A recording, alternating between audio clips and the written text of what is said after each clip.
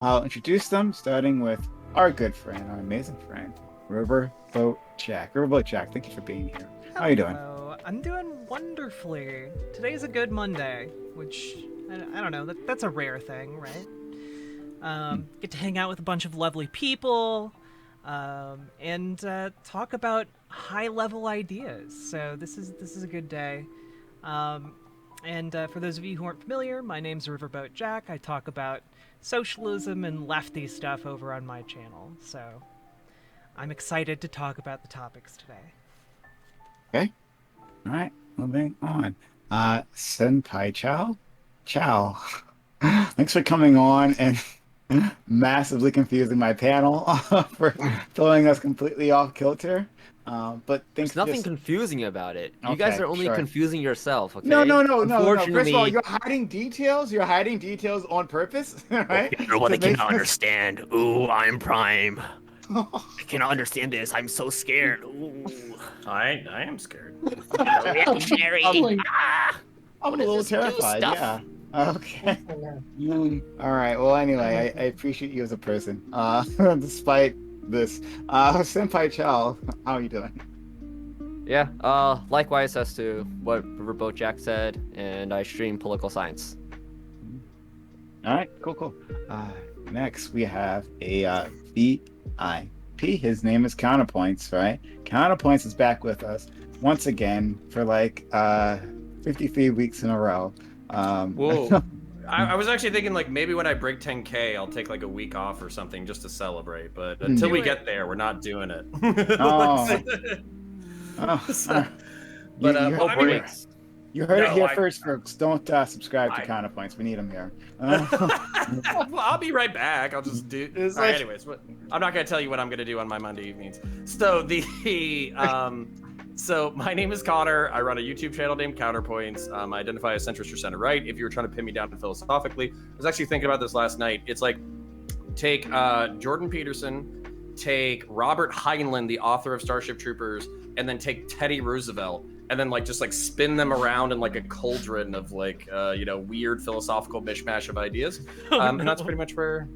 Yeah. So that's pretty much it. Okay, Robert Heinlein, the author, not the director of Starship. There's Yeah. a huge difference between the movie That's and the book. worse. That's worse. No, it's not. Wait. It's like libertarian militarism. What's the Connor, problem? Anyway. Connor, I have a question. Oh, God. So is this Yeah. is this on like a chimera, or Yes. is this like if they all had a baby, this is what this person would look like?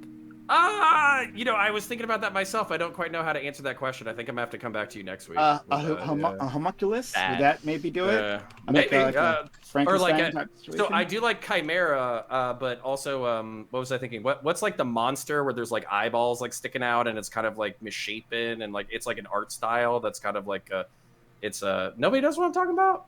I know the No. one Holder? from Final Fantasy. The Are you Yeah. thinking of the The beholder? holder with the eyeballs sticking out, like what? Yeah. Okay.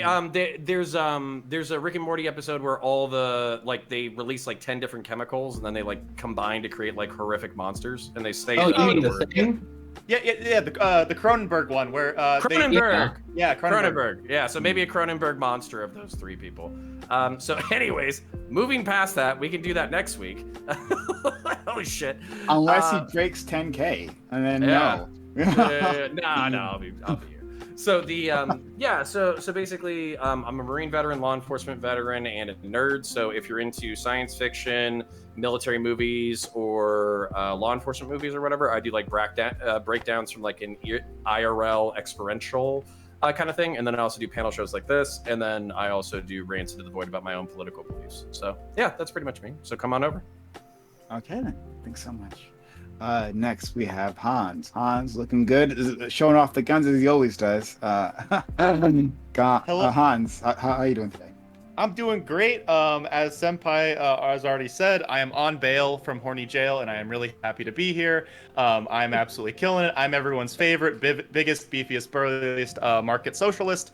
I talk about the news. I read very basic middle ground sources, and I just go through articles, like entire articles with people. And then when I'm not doing that, I'm playing Pokemon or being the fourth best panel host in the Twitch Politics game. So yeah. Thank you so much for having me, and I'm super excited to talk about all this stuff. Oh, and also I'm the best Pokemon player in the entirety of Twitch politics. Like, ain't no one got shit on me. I am a Pokemon master. So. I'll take that. Hey, a bit of I have trivia. words to say about that. A bit of trivia. Did you all know that a Pokemon master has never been defined, like within the context of the anime or anything, right? Like they've never actually told you how to become a Pokemon master, which is a vague goal that he's trying to reach, but no one knows how to do it. That is catching them all. Just do what I'm doing. It can't be Right? catching them all because he lets them go all the time. Well, Price, technically Established speaking, Pokemon masters in the canon. There's no we already know there's Pokemon that only have one of their species, right? So if you let them go, then then that means we can only have one Pokemon master to begin with. You let them well, go. they're certainly technically not gonna do that. Maybe the whole point isn't long about to have them in the doing them all, Pokedex. the friends all. that we make along the way. Yes, thank you. You beat me to it by seconds. What kind of Always friendship about the bullshit is that? destination and not the journey. Oh well, but and the journey is littered with the corpses of my enemies. I have left many a Pokemon dead on the side of the road. I will do it again. Fainted. Honestly, friendship is overrated. You just got to fill that Pokedex. Okay. Moving on. Doobie. I'm glad my audience is still with me. I hope so. Any which way. We've made them wait quite a bit. Doobie. Thanks for coming back and being a part of all of this. How are you doing today? I'm doing very well. I'm Gibby. I run the politics server on Discord. I don't do Twitch shit, but you should definitely follow all of these people. And yeah, I'm the nicest person on the panel right now. And I think this is gonna be a great time. Okay, great. Starting off with lies. All right. Hello, hi, RD Zoid, who I've never met before. Thanks for being here. I really appreciate you stopping by and joining in on all of this. RD Zoid, could you tell myself and the world about yourself? Yeah, thank you for having me on. I usually just play games.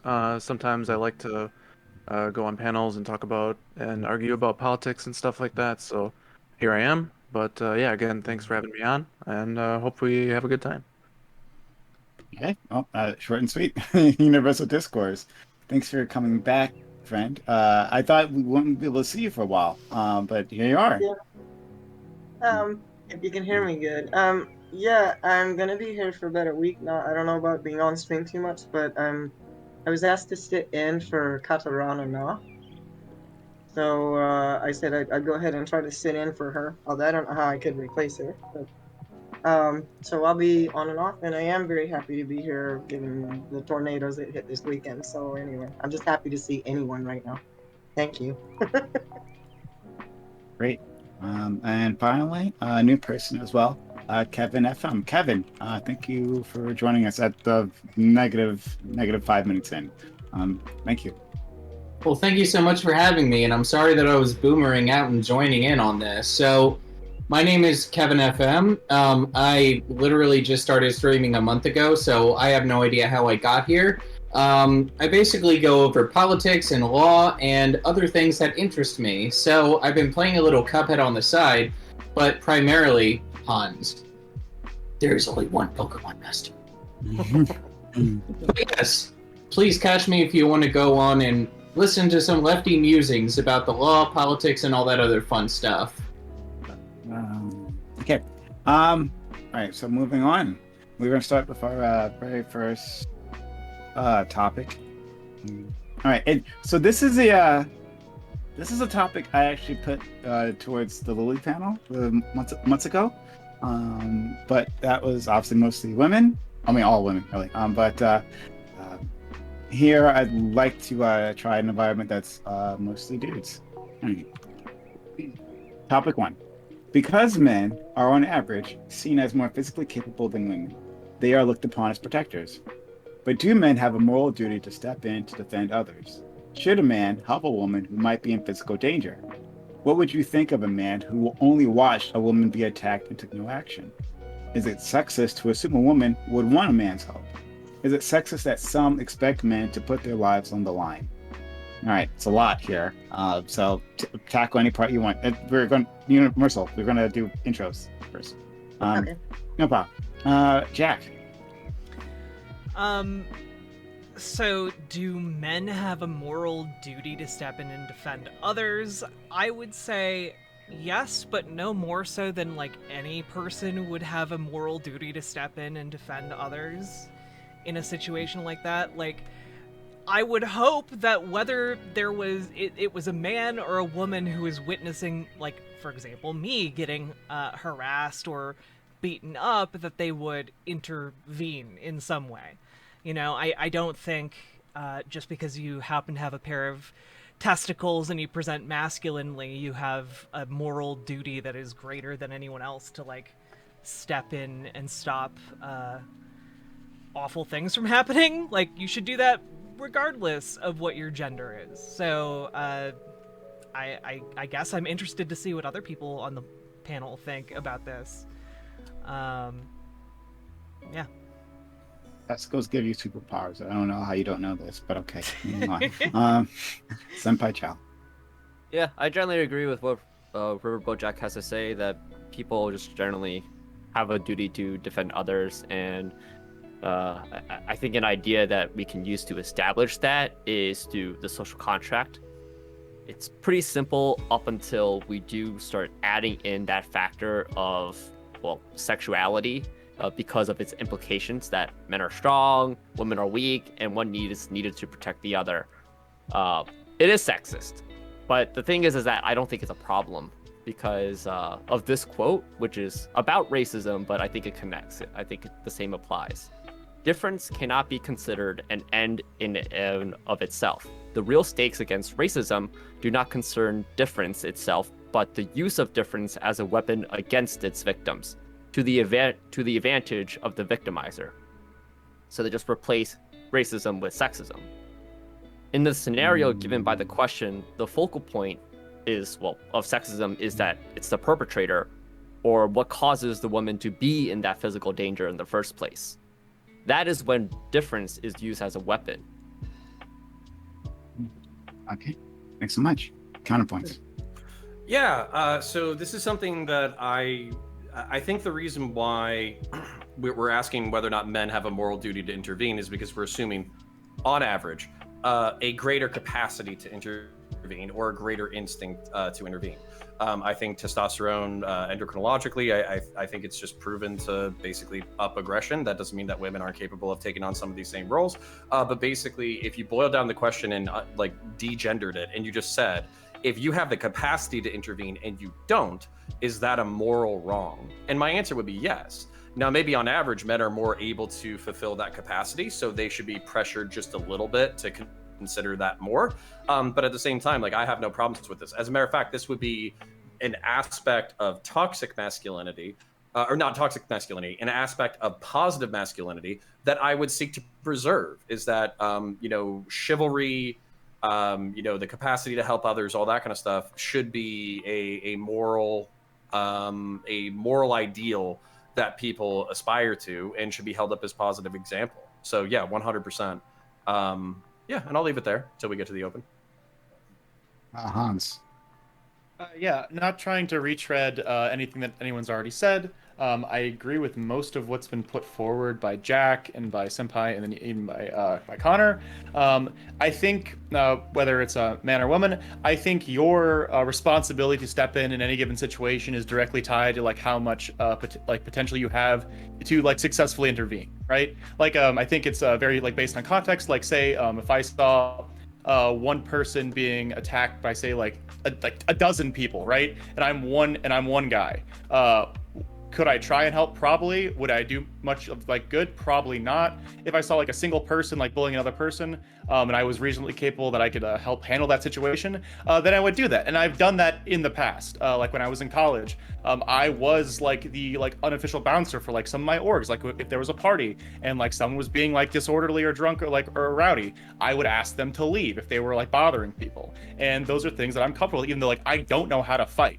And so I think it's like it's about knowing what you're capable of and like what your limits are in terms of where you should be stepping in. But if you're reasonably confident that you can like assist in a situation and you don't, then yeah, I think you're kind of either, if not cowardly, at least like apathetic, and I really dislike that. I would probably you'd probably lose points in my book as like a good person if you didn't try and help when you had the potential to. Okay. Let's go. Doobie. Yeah, so I think I mostly agree with just about everything everyone said so far. I don't think this is really a gendered question. It needs to be a gendered question. I think if you have the capacity to help, you probably should. What I'm curious about is like where do we draw that line? So let's say someone has a capacity to help, but they choose not to. Maybe they're just afraid. Right? Maybe they just don't want to get involved. It's not their business. They don't know that person. Why should they put themselves at risk for this person? Right? Even if they have the ability to stop whatever's going on. Is it like, do you guys think it's just like a moral question? You just think they're a bad person, or should we step beyond that and say there should be some kind of legal repercussions for that? And akin to like watching, there was a case a while back where someone watched a child drown, and they could have helped this child, but they didn't, right? And I think they got into trouble for that. I forgot what the law was, and I'm wondering if you'd apply that to like these kind of situations where there's just like a fight going on. A duty to intervene. Honestly, I'm sorry, what was that? A duty to intervene? Is that what you're talking Yeah, about? so like a duty. Yeah, exactly. And I'm not really sure where I draw the line myself, so I'm just curious as what you guys think. We after intros, I can like answer that probably a bit. Yeah. Okay. Let's go to RZ or RD Zoid. And I have other places to take this question too. We have some agreement here, but I think we have other places that might have a lot of disagreement. Go ahead, RD Zoid. I would say, well, I don't think we should make things moral obligations where people have to enter in and expose themselves to risk. Like I would say that if you were to step in, like if there's a fight or something about to happen, it would make you a good person, but I think it'd be really weird to chastise somebody for not doing it, because I just think it's really weird to expect people to expose themselves to risk. Like, we don't know what the outcome would be. People have died just from like common street fights before, so it's like to expect someone to do that, I just think is you're kind of heading down like a really kind of dangerous path in terms of like determining what morals or what ethics you want to use. In terms of like whether it's sexist for a woman to want a man's help, it's like out of all the choices. What? No, actually, continue. Well, I would just say it probably. Well, I guess if you were to expect something from just a certain like sex, so like just assume all men or assume all women, it's probably based out of a position that's sexist. But I kind of get why you would think that, because like what other choice would she have besides just defending herself? Like a man would probably, if it's against another man, then a man would probably have a better shot. But I would say it probably would come from a place that's sexist, but I don't really think that's that big of a deal. Okay. Universal discourse. Yeah, I think just to break down your question, some people see men, assume they're more physically capable. They're not all physically capable, and they're looked on as protectors. Nobody should be ascribed that role just because of a trait. So that's not, you should not just say that's a man, or oh, that person's in the gym, they're super strong. They're going to be the protector. Don't assign a role to people they didn't choose. Do men have a moral duty to step in? No, they don't. Should a man help a woman who might be in physical danger? If he can. Because his better choice, if somebody assailant has a gun, would be obviously to call for help. Unless he thinks he can tackle him and get away with it. If a man only watched a woman be attacked and took no action, okay, maybe he couldn't take action. I mean, unless he was getting off watching it, I wouldn't blame somebody for that. I've had to do defense and first response. So no, people who can't handle it, they're not trained or they're not capable, as everyone says, shouldn't take action. It's too dangerous. You should be on standby, call for help always. Is it sexist to assume a woman would want a man's help? Not really. Men often need women's help doing things that they assume only women do. I don't quite consider that sexist. Insisting that a woman be helped when she doesn't need help, I think that's sexist. To expect men to put their lives on the line just because they're men, completely sexist. So that's my whole take. Thanks so much. All right. Kevin FM, round us out. All right. So just looking at the premise of the question here, the first thing that came to my mind is pretty much, do men have a duty to help women specifically? And that's based on gendered expectations that have been baked into American society and society in general since the beginning of the country. And I just think that in terms of whether a man specifically should be morally obligated to help a woman who's in danger, no. Because I will tell you right now, unlike that beautiful man Hans over there, I have weak noodly arms, so I couldn't do a thing to help anyone anyway.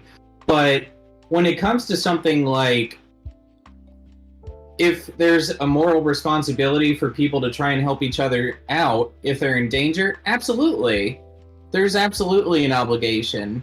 Now, there's of course a separate question that we may or may not need to address in terms of the legal obligations for helping people, but I don't think that's what's being discussed here. I think that if I understand the prompt correctly, this is more just in the moral grounds. Well, we can take it anywhere. I never care as long as we have a good conversation. Yeah. So we seem to have a lot of agreement there. I want to dig into something that both like Doobie and Universal Discourse was talking about. Okay. For Discourse, I think what you were getting at is the difference between, say, like should do something versus ought to do something, and like the concept of moral obligation. And I completely agree that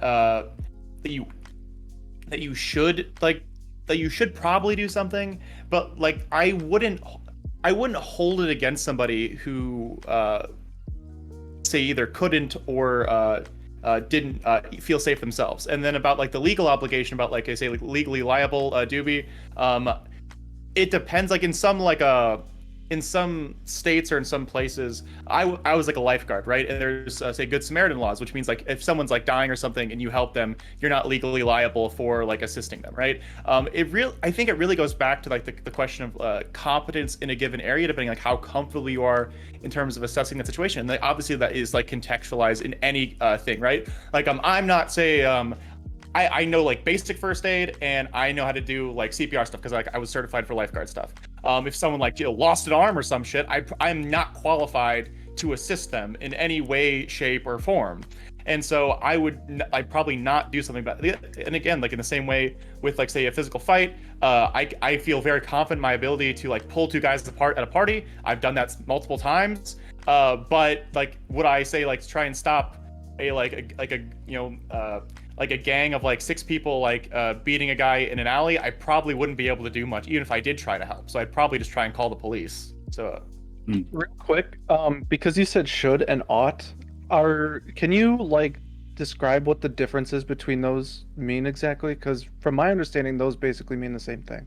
Okay, so like ought, it's like it's a difference between like objective versus prescriptive. So should is like something is like when I say something like is objectively good, it means like it's just like a good thing to do, right? Like this is like a good value that you're supposed to do. Something that's prescriptive implies that like it drives you to take action for something. So when I say that like it's a good thing, so like helping someone else is objectively a good thing, or at least like unless someone wants to do like some like big brain like logic lord thing at me, that's what I would say. Like helping someone is a good thing. But like say, are you like required to, especially in situations where you're not like either capable of rendering like effective help, or just or there might be like great danger to yourself? I can't like force someone else to do that, if that makes sense. So they still sound the same. It's like, okay, so like the difference is like the difference between like say should versus like, okay, should versus ought, it's like that's just it's like a philosophical thing. But like, okay, so is it supererogatory, Hans? Is it supererogatory, as our buddy Vosh would say? I don't like know what you're talking about. Like, but okay, so I guess the difference, right? If we're trying to like ground this more like in like say like a legal sense, I would say if someone knows CPR, right, and someone's dying in front of them, you should probably try and help them. But if you don't, I don't think you should say like go to prison, if that makes sense, for not helping. That's the difference that I'm talking about. And that like I think when you have the capacity to help, you should, but there isn't say like a legal like you ought to help this person or else prison time or else like a fine or something. I don't think that's a way to like to help structure society. And I think Let me give you an example, just to make this like more clear. I guess I'm just trying to understand your thinking here. So let's say I'm walking to work, right, and I hear a woman screaming from an alley, like "Help me, help me!" And she's probably being raped behind a dumpster or something, right? Non-compete. And rather than call the police or scream stop or rush over to help her, I hear the screams and I'm like, all right, I'm out, and I walk to work and do nothing. Right? If it's found later, right, that they see like on a video camera or something that I did that, do you think that I should be held like criminally responsible for whatever happened to this woman, or for like I don't know, not for what happened to her, right? But there should be some kind of penalty for me not taking some kind of action. Well, isn't that the same as hit and run? No. Because you're not participating.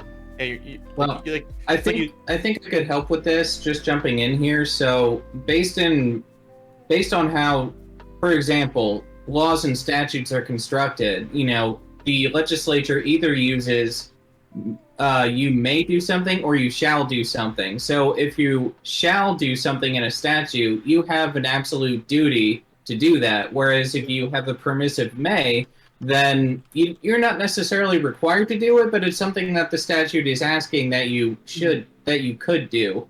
So in a situation with the alleyway and the dumpster, you know, you don't know what's going on in that situation. And, you know, even if it sounds fucked up from a moral perspective, you know, if you decide to do nothing about that, then morally you may be irresponsible, but you may also be putting yourself in more danger than you thought you would have been originally. So I think that's where Hans was going with that, I think. Well, also, it's not the line doesn't stop at the line doesn't stop at you directly intervening too. Like you have options that go up to that line. Like you could call the cops or something, or be like, "Hey, I have a gun. If you don't, I don't know, something." Like it's not just like one. It's not an absent like a binary choice. So I'm gonna go to. Do you actually understand this difference between should and ought? That wasn't clear. Well, based on my understanding, those should and ought are interchangeable terms. Okay, all right. So you don't actually understand. Okay, let me give you. I think it'd be easier if you just use must instead of. Can you give like an example? I'm gonna take a shot. I'm not gonna give you an example. People have already given you examples. Senpai Chow, how about ought versus must? That might be a bit more. That's good. Yeah. That is a lot better. I was just gonna go with responsibility. Okay, are you responsible to do something? Is a lot different from, is it good for you to do something? Am I responsible to hold the door for everybody who wants to come into like my house? Like, no, not really. I don't have to do that, but is it like something that I could do and it's like really nice for me to do it? Like, hell yeah. I'm not gonna get punished for not doing it. It's not a responsibility. It's not something that you're gonna get punished for. But then the whole premise of this topic is we're going away from responsibility and we're thinking about moral duty. And that's more in the realm of what is the good thing to do? What is the best thing to do? So hold on. So I want to let in. Any clarification, please? Like, it's just like a definitional thing. All right. So like, just like to help clarify like the definitions for RD. It's not must and ought. It should or must if you are going to use that. Like, if I should do something, I should do it, but I'm not required to. If you must do something, you have to do it. That's what we're talking about, like in terms of like being legally liable. Suggestion versus requirement. Yes, thank you. Okay. Yeah, exactly. All right, great. So let's go to counterpoints, and then Yeah, so basically, serving in law enforcement and serving alongside first responders, oftentimes one of our biggest limits is capacity. Can you guys hear me okay? Yeah. I can. So law enforcement. I worked in a city of 15,000. We had 5 people on patrol per day. So literally 1 person per 1,000. And sometimes things would break bad, and we wouldn't have the ability to respond to every single bad thing that was happening. Same thing with firefighters, EMTs. Sometimes there's enough medical emergencies that they're overwhelmed, and logistically they can't keep up with it. One of the things that I was toying with in my head was basically having voluntary education, and maybe at the high school level, maybe at the middle school level, as far as like first aid, self-defense, like those kinds of things, situational awareness, all of that jazz. And the reason why I bring that up is because particularly when it comes to my first aid training, a lot of my first aid training is very rudimentary. It's as simple as packing a wound, doing a tourniquet, chest compressions, like they're teaching no breath CPR right now. So these are things that most people with arms, legs, and a brain can do. And if you were to make that like a voluntary education, you're now building the pool of people who are capable of intervening during emergency situations. And so that would be something that like I would want if I was king for a day, if I was dictator for a day. I would absolutely want people to be educated in the rudimentaries of self-defense, situational awareness, and first aid at least on a voluntary basis. All right, let's go with Robo Jack. So if we're going to be in this territory of like, should there be legal consequences if you just stand by and do nothing? Well, then that gets us into some really tricky water when it comes to policing, doesn't it? I mean, you can look at the case of George Floyd. There were tons of people standing around while he got, choked to death in front of everybody. So does that mean that the people who stood by and did nothing are legally accountable for his death? I think this quickly gets us into some really tricky water, just legally. There are when I said hit and run, I was talking about some state laws have it where, especially on the highway, if you witnessed a crime, an accident, something or other, you did not report it, you actually could be held legally accountable. And I'm not clear which states do that, but I know of cases where I actually had to go and help advocate for somebody who was brought up because they didn't report, a fatal accident. They just kept driving. But in the case of George Floyd, the police were already there, not being considered, even though it was a crime what he did. That they were there so they wouldn't consider it a crime, therefore bystanders wouldn't have been legally obligated to do anything in that case. Well, I think for that at least Sorry, just really quickly, I was just thinking that like people, if we're talking specifically about when George Floyd was being leaned upon, and there were people who were killed. All right, we can go with murdered. Killed. I don't care. He was murdered. Just murdered. Fine, Thank you. Fine. Appreciate it. A knee on his neck. I'm not trying to fucking whitewash it. I don't give a shit. I'll use more abrasive language than all y'all. Yay! Good.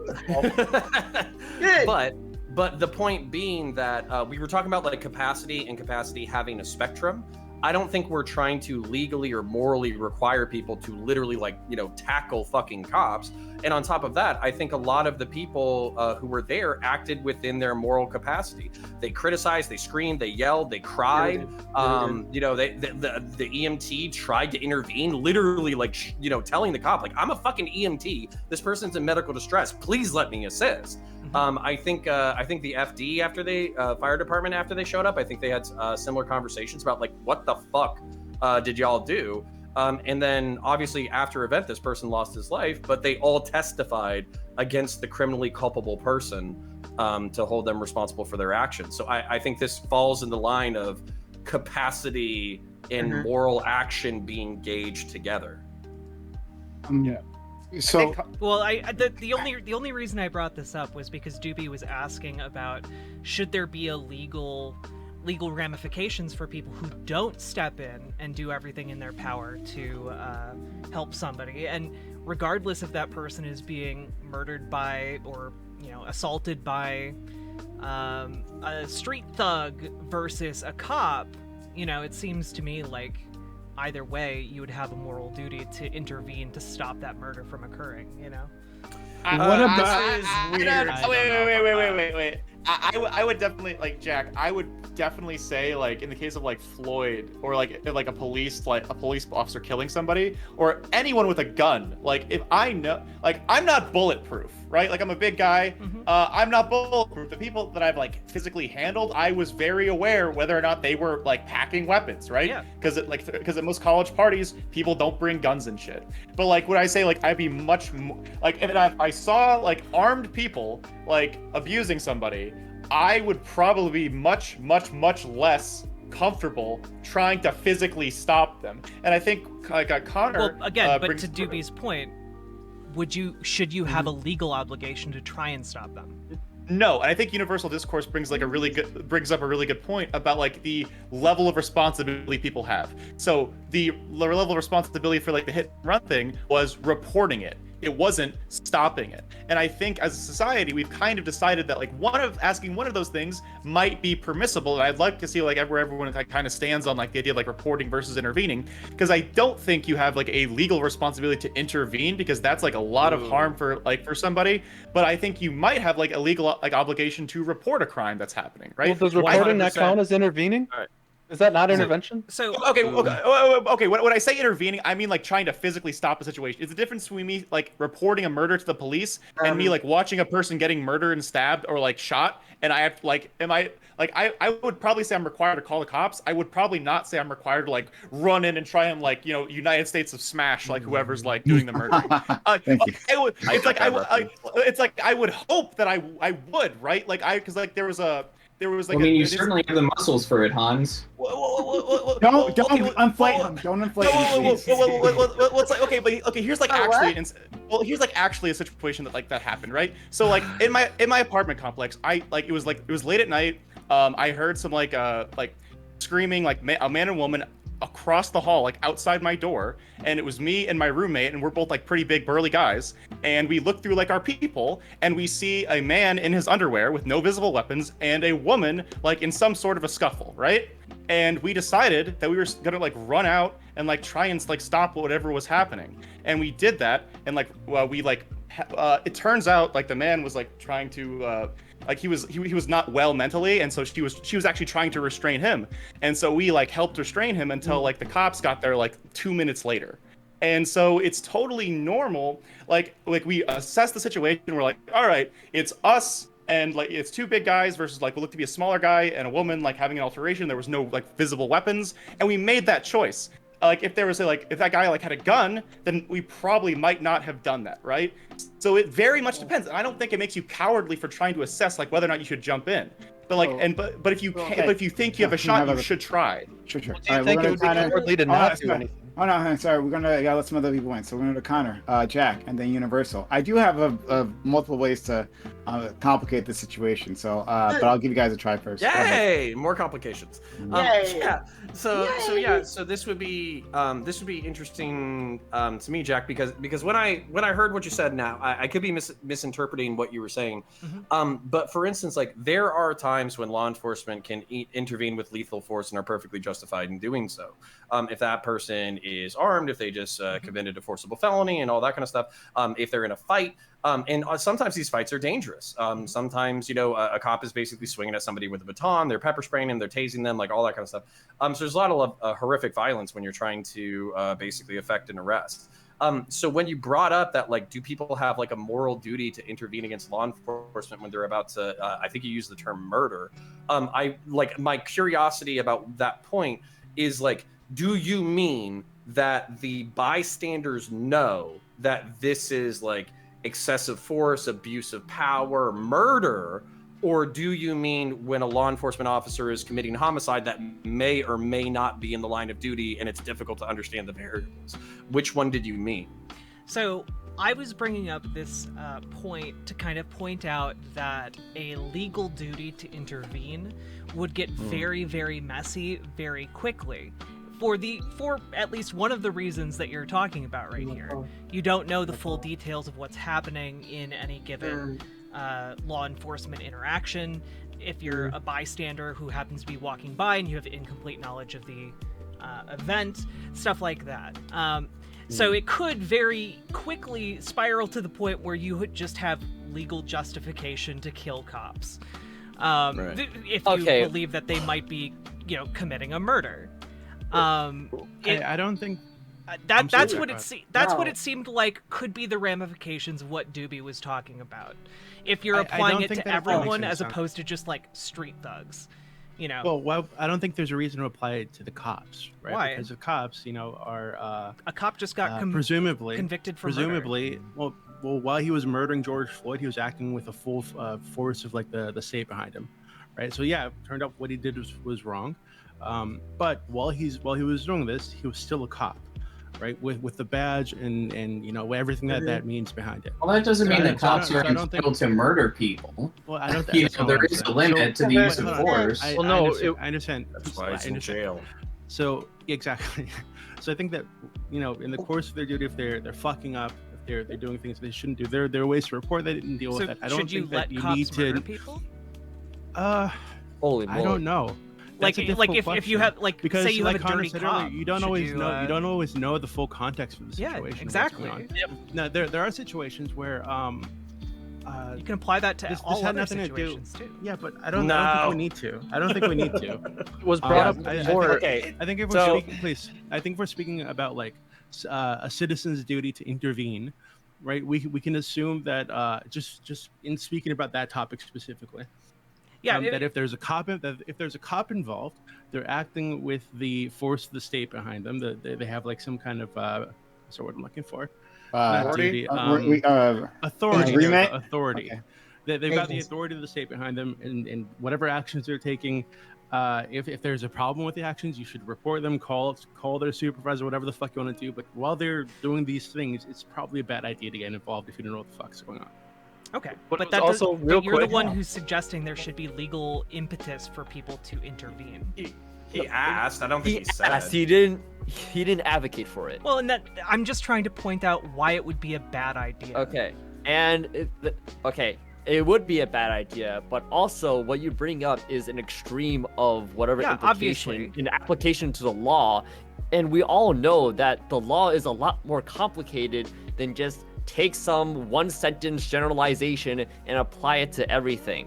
Of course, that's not going to be a law. It'll never be a law, but there are cases as given by UD, and I learned about this a couple of months ago, of a person who was in a robbery but didn't know they were in a robbery, but at some point found out that they were in a robbery, but then were held liable because they had the ability to intervene and prevent. There are some cases like that, and there are other cases in which, well, there's not really much responsibility. But I want to address another point in which, or really bring up what Doobie's trying to explain when it comes to like the cop is a part of the state, blah, blah, blah. It goes back to the social contract, in which in order for us to live in what is our current civil society, we cede rights and power to the state, and the state does some stuff so that, well, we don't all have to be civilian cops.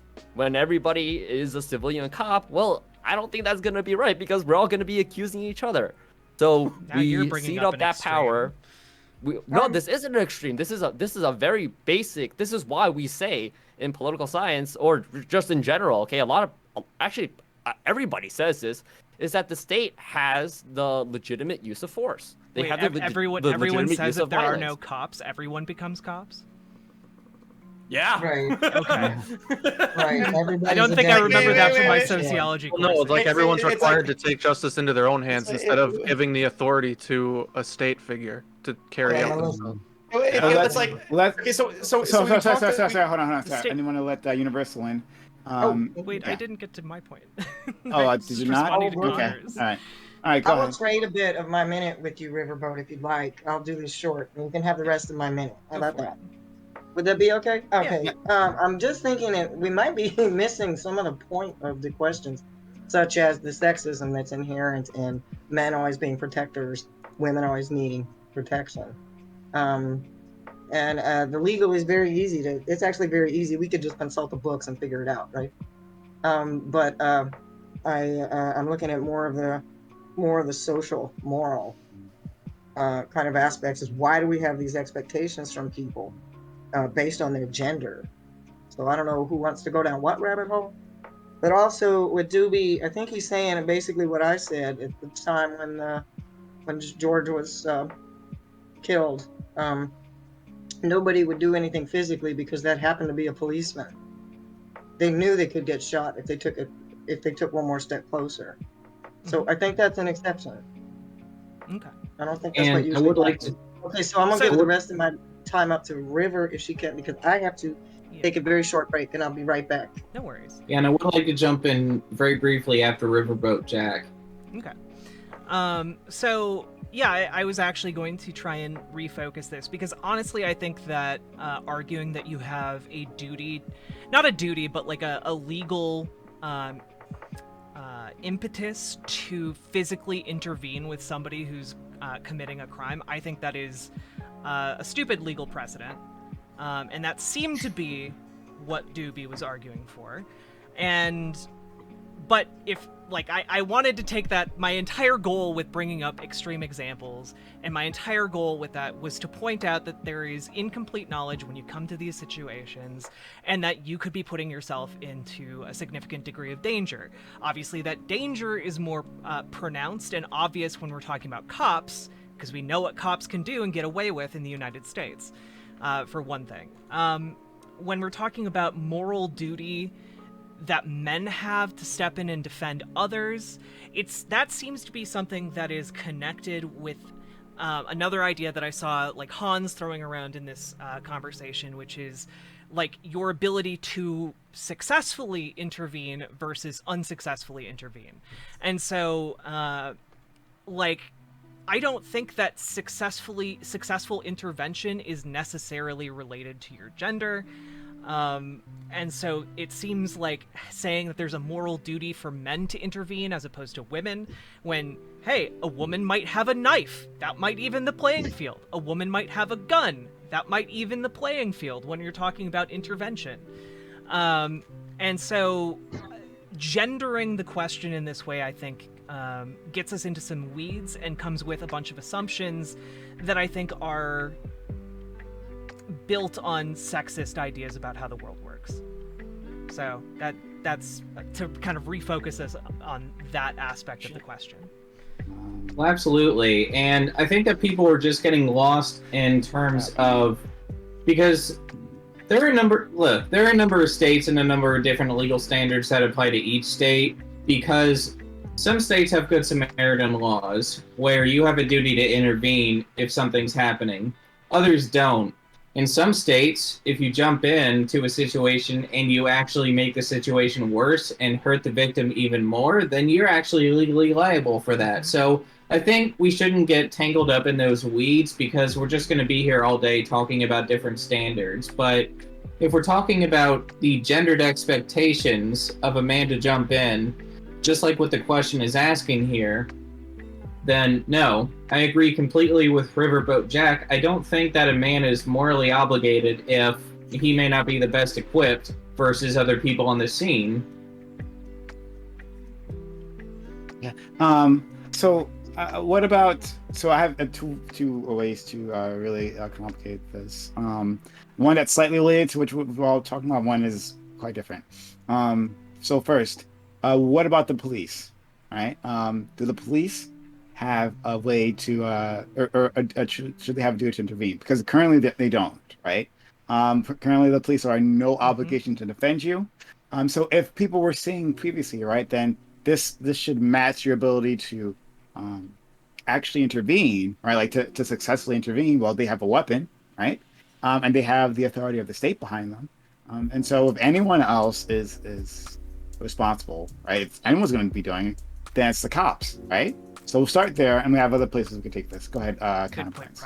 Oh yeah, no, I love that you brought this up, because I think it's actually like a not a misunderstanding, but it's more of like a separation of moral versus legal. So if a court finds that a cop has a duty to intervene, then basically cops are just going to be sued into the fucking ground. Like, the institution is no longer going to exist. You know, my dad was having a heart attack. You got there too late. You had a duty to intervene. You drove, 59 miles an hour instead of 65 miles an hour. I'm suing you because you had a duty to intervene and you weren't responsive enough. And you can just extrapolate this out into every other situation. But I will tell you from a moral and functional perspective, law enforcement officers do have a duty to intervene. It just might not be legally upheld for like liability means responsibility, and liability is a term that's like constantly beat into the fucking heads of like law enforcement administrators, and even insurance companies, just from experience. So basically that's where like I would invite you, instead of being like, oh, there's a mass shooter, my like law enforcement can sit on their fucking dicks and drink coffee and nobody's gonna say anything about it and they're not gonna be held responsible. Nah, they're gonna get fucking shit canned. Same thing with what is it, the guy from Parkland or whatever, who probably should have had worse consequences fucking imposed upon him, but he was shit canned. I forget what happened to his retirement, and then basically prevented from being in law enforcement ever again. Now So the point being is, moral from legal are separate. There's pragmatic reasons why this was argued in the courts the way that it was. And again, so like, I know this is probably the point that people want to attack, but I wanted to jump in with my previous point, which was, I kind of wanted to ask the question, but I'm just making a statement. I want to up the capacity of the average person to intervene through volunteer social training. So first aid, situational awareness, self-defense, volunteer classes for middle schoolers and high schoolers. That way more people have the capacity to intervene. And then also, I'm curious about the spectrum, because we've talked about the spectrum of intervention. Hans has used intervention in this argument to mean physical intervention, physically intervening, but do people have a duty to report? So to boil it down, I'm not even gonna boil it down. I hope you tracked everything I said. I'll leave it there. Okay. We'll go on this, and I do have something else I want to try. So go ahead. Let's go to Kevin, and then let's go to Jack. All right, so just to respond to that, I do understand the difference between the legal obligations of a police officer versus the moral obligations of whether they should step in. So, for example, if anybody is hurt, from an encounter with the police, you have the right to file a Section 1983 lawsuit against them, and you can essentially file a claim saying, hey, my civil rights have been violated. That doesn't just mean whether you've been discriminated against, but that also means whether you've had your head beat in by a police officer who got a little too zealous in his duty. So in that regard, when we're talking about the moral duty for a police officer to intervene, it's super tricky in the situation that we have now, just because of the fact that with the police being, I wouldn't even say as poorly trained as they are, because, no matter how well trained they are, no matter how many regulations are put on a police officer, with the way that the culture is right now, it's going to be a situation where, the police could inadvertently kill someone just because of what we've seen across the country with, I don't know if you guys were aware of this actually, but since the police unions have really started putting their muscle behind things, there have actually been more cases reported of police killings or police violence across the nation. So when we're talking about a situation where the police have a duty to intervene on a moral level, then I would be very careful to impose that on them as they are right now, because more likely than not, they're going to run into a situation. So, for example, say that Counterpoints is holding Doobie at gunpoint in an alley. I have no idea why this is, but, then a police officer comes by and they see that frog is being just a little too threatening and they cap the frog. Well, that ends up being a situation where, you've just killed somebody who was actually the victim of a crime going on. And you could apply that to the real world with people like George Floyd or other Black Americans who have been murdered for no reason. So I don't think that we should impose a moral obligation on the police as they are right now to intervene in things that are going down. I just think that would cause more problems than solve. Let's go to Jack, and then Hans. So I think we need to recognize that there's a distinction between Good Samaritan laws and duty to rescue laws. Just to throw this out there, in the United States, there is very limited duty to rescue coverage, meaning that like legally you are in very few cases obligated to like put yourself in danger or even like inconvenience yourself in order to help or assist somebody else. And there's a lot of case law for this in the United States going back literally over 100 years. You know, stuff like in 1907, People versus Beardsley. Essentially, a mistress overdosed in the apartment of her lover, and her lover, instead of getting her assistance, just put her down in the basement, and then she died. And it was ruled that he had no obligation to actually get her that assistance. Like, no legal obligation to get her that assistance. Now, obviously, morally, you have an obligation, I believe, to get assistance, but there was no legal obligation there.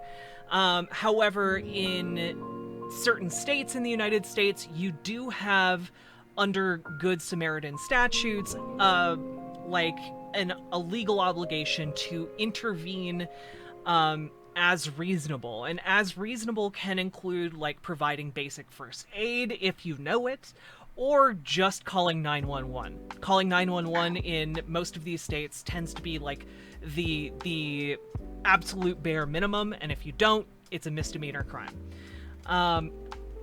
However, when we're talking about Good Samaritan laws in general, the purpose of Good Samaritan laws isn't to tell people you have a duty to intervene.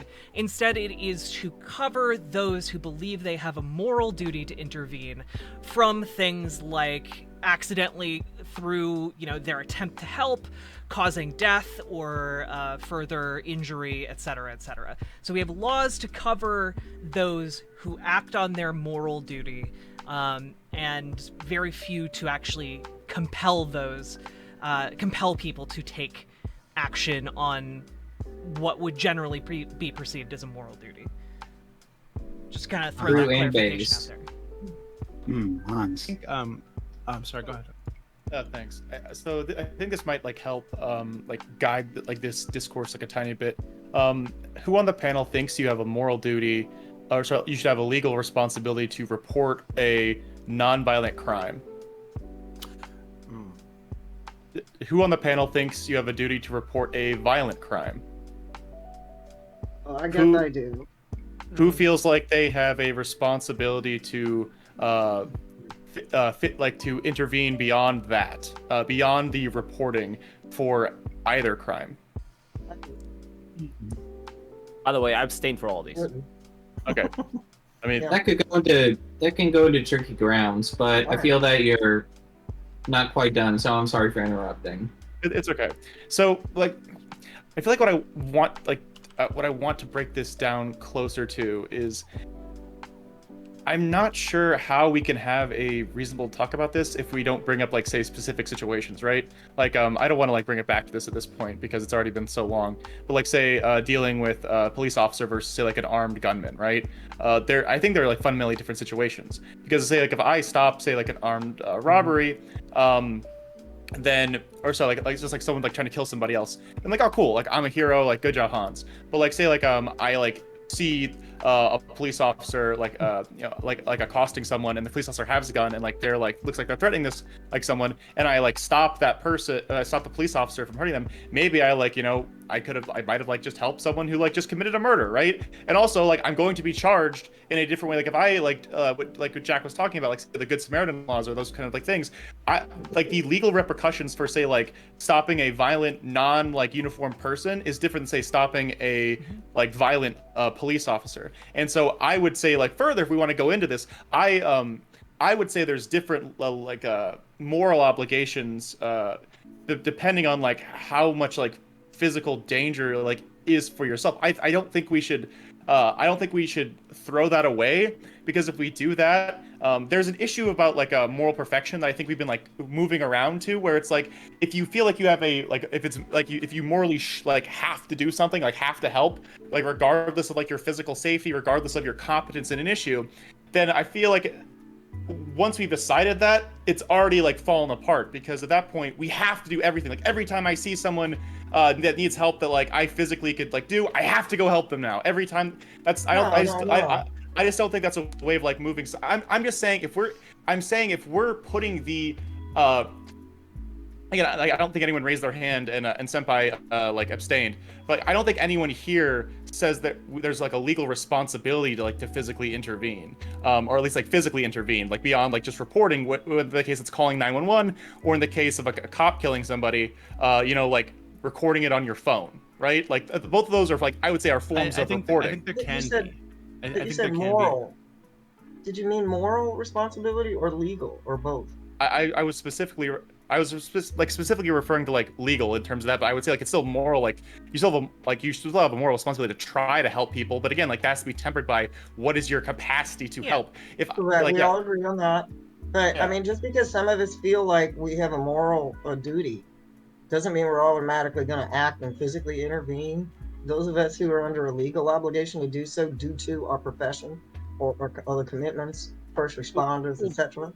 Couldn't you That's also? not mean Couldn't always you have to also? physically do it either. There's lots of different ways to intervene. So I kind of wonder, what was the purpose? Where were you going with it? Where were you going with that question? Where was I going? Yeah, Like, because I just don't think that it's wise to be like a Goku like in the background and just run into a burning house to try and save someone, because depending on the situation, that isn't going to help anyone. You're just going to have 2 toasty corpses instead of just one.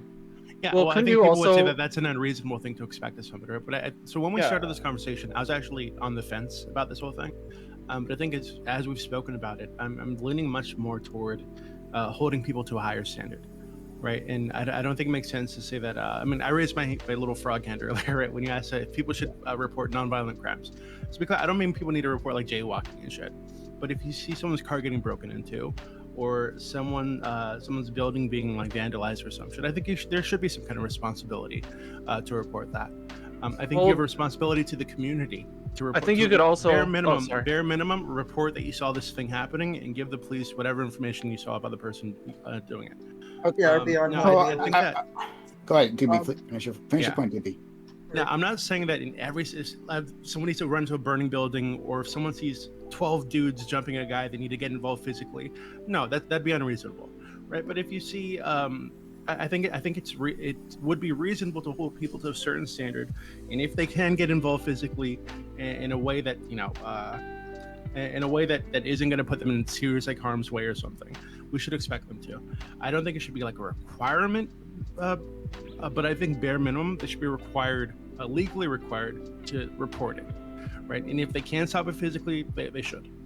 I think that just saying that, hey, you don't even have a duty to report it. I think that, I don't know, that just seems like an easy way to get to like a society where, I mean, Well, David, let me ask you the reason this. a lot of people get away with it, as things are, right, in like communities like where I grew up, is because people don't report shit. Because they don't tell the cops. They don't want to talk to the cops because they don't trust the cops. And so I think that I'd like to avoid that becoming the standard. So I think we brought off one people to So, ask. DB, hold on. I think hold a really good. on, because I want to move this. We don't have too much time, so I want to move this along. But one, I want to address something that DB just said. You had me until that last part, right? Yeah. Talking about the communities that you've grown up in, right? Because it reminded me of so many communities that are like immigrant communities, in which there's a reason why they can't trust the cops. The cops might, if they're here unlawfully, right? Then the cops might report them, might arrest them, might harass them, for all kinds of reasons. Like there's a good reason why they wouldn't want. So I wouldn't want that type of person in that situation, where law enforcement has been cruel or can be cruel to them, to be forced to interact with the cops at all. So that kind of actually turns me away from that point. But I wanted to ask about ongoing harm, right? So this is a bit of a trigger warning type of thing, right? A bit of a trigger warning. But so if there is a parent, right, that is for instance, physically abusing a child, right?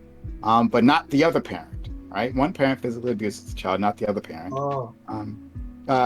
Should that parent, and this happens continuously, right? Every so often, starts knocking around the kid. Is that other parent should they be held responsible for not intervening? One, when it's happening, or two, afterwards, right? So the child's in a dangerous situation, but you haven't done anything. For whatever reason, you decided to stick around. So is that parent as well, like some sort of neglect type situation, right? Do they have knowledge that it's going on? Yeah, they have knowledge. They know. I mean, it happens in front of them. Okay, you're absolutely hell yeah. required. You're absolutely required to like report it.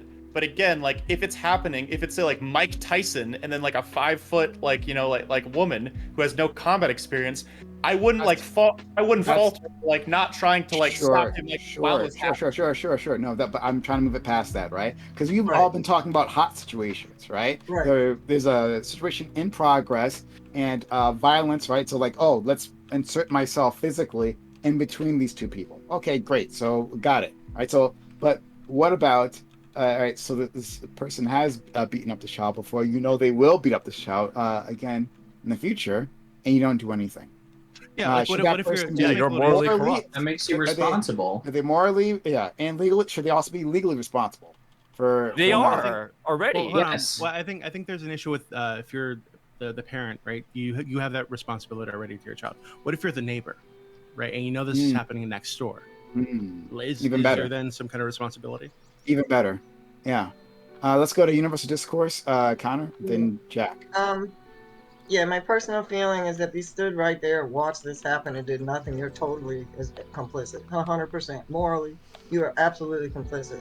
Legally, what actually happens when you say, my spouse is abusing my child, here comes the cops and CPS, and of course, magically, the wounds disappear, and the spouse lies, and you're in deep shit because he's coming for you next. Men are really reluctant to report women who abuse the children, especially when they've taken the child from a previous marriage.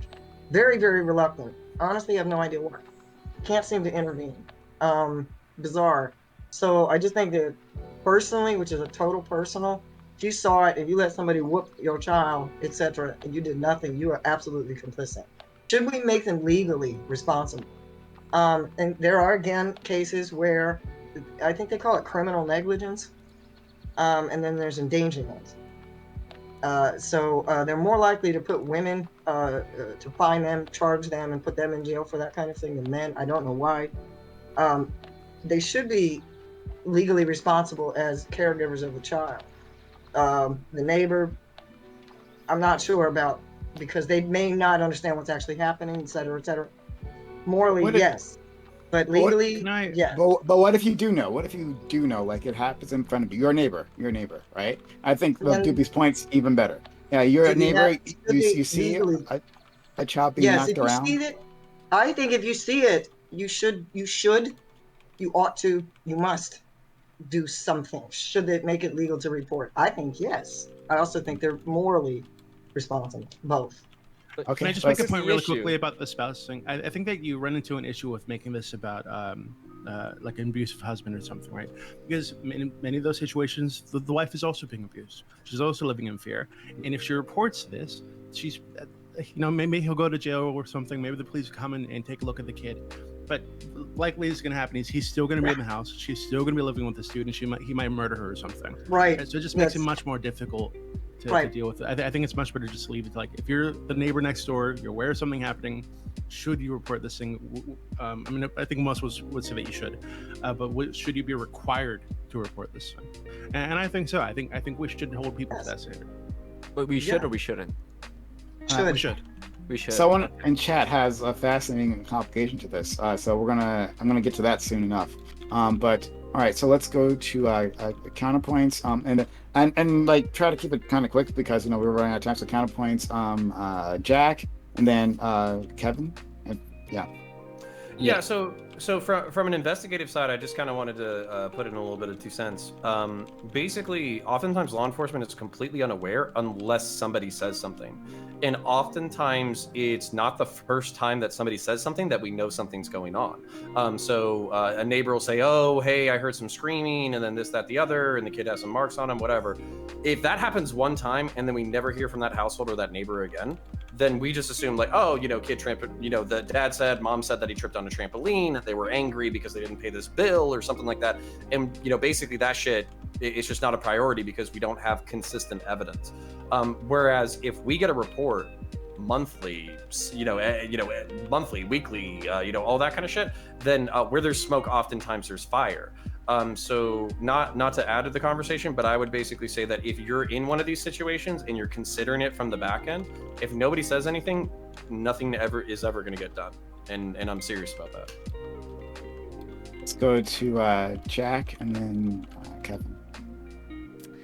Yeah, so just to kind of go over, often when neighbors report child abuse, cops or child services who report don't necessarily like interpret the child abuse the same way as neighbors do, and as Counterpoints pointed out, it can get worse for the people involved or the children involved, and so just to kind of address that, if we want to start with like, well, let's see. So to kind of ask Doobie a question, I'm going to go through just some of the points I have written down. Like, what are the lines of reporting? Like, you say, like, you shouldn't report somebody for jaywalking, but you should report them for, like, minor acts of vandalism. What's the line? Like, I guess I'm confused about what your line is for reporting. Should you report somebody for driving over the speed limit? Should you report someone for... I don't know, ignoring lawn watering codes? Like, what are your legal obligations under your interpretation? Yeah, so I haven't fully fleshed this out yet, but I think that an easy line to start with would probably be like property crimes, and obviously like violent crimes. So property crimes, like, you know, someone's like tagging up a business or something, or someone throws a brick through someone's window, or, you know, breaks someone's car window or some shit like that.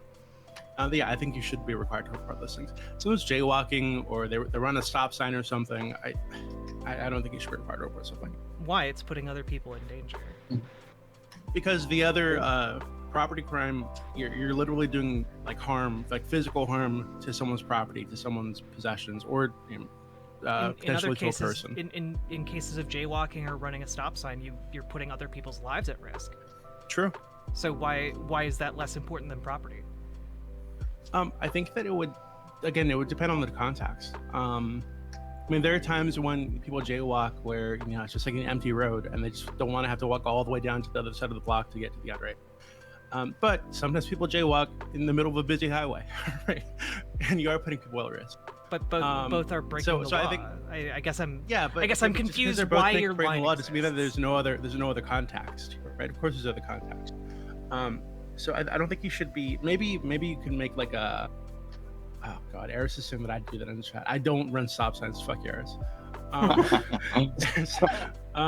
So maybe I think you can make a good argument for it. I just think that that's an easy line to start with, is property crime, and then we can kind of like start. You know, branching I want to back him up. You finally have a reason to arrest him. But hurry up, Jack. And then I'll do Sorry, I had a few other things like. Yeah.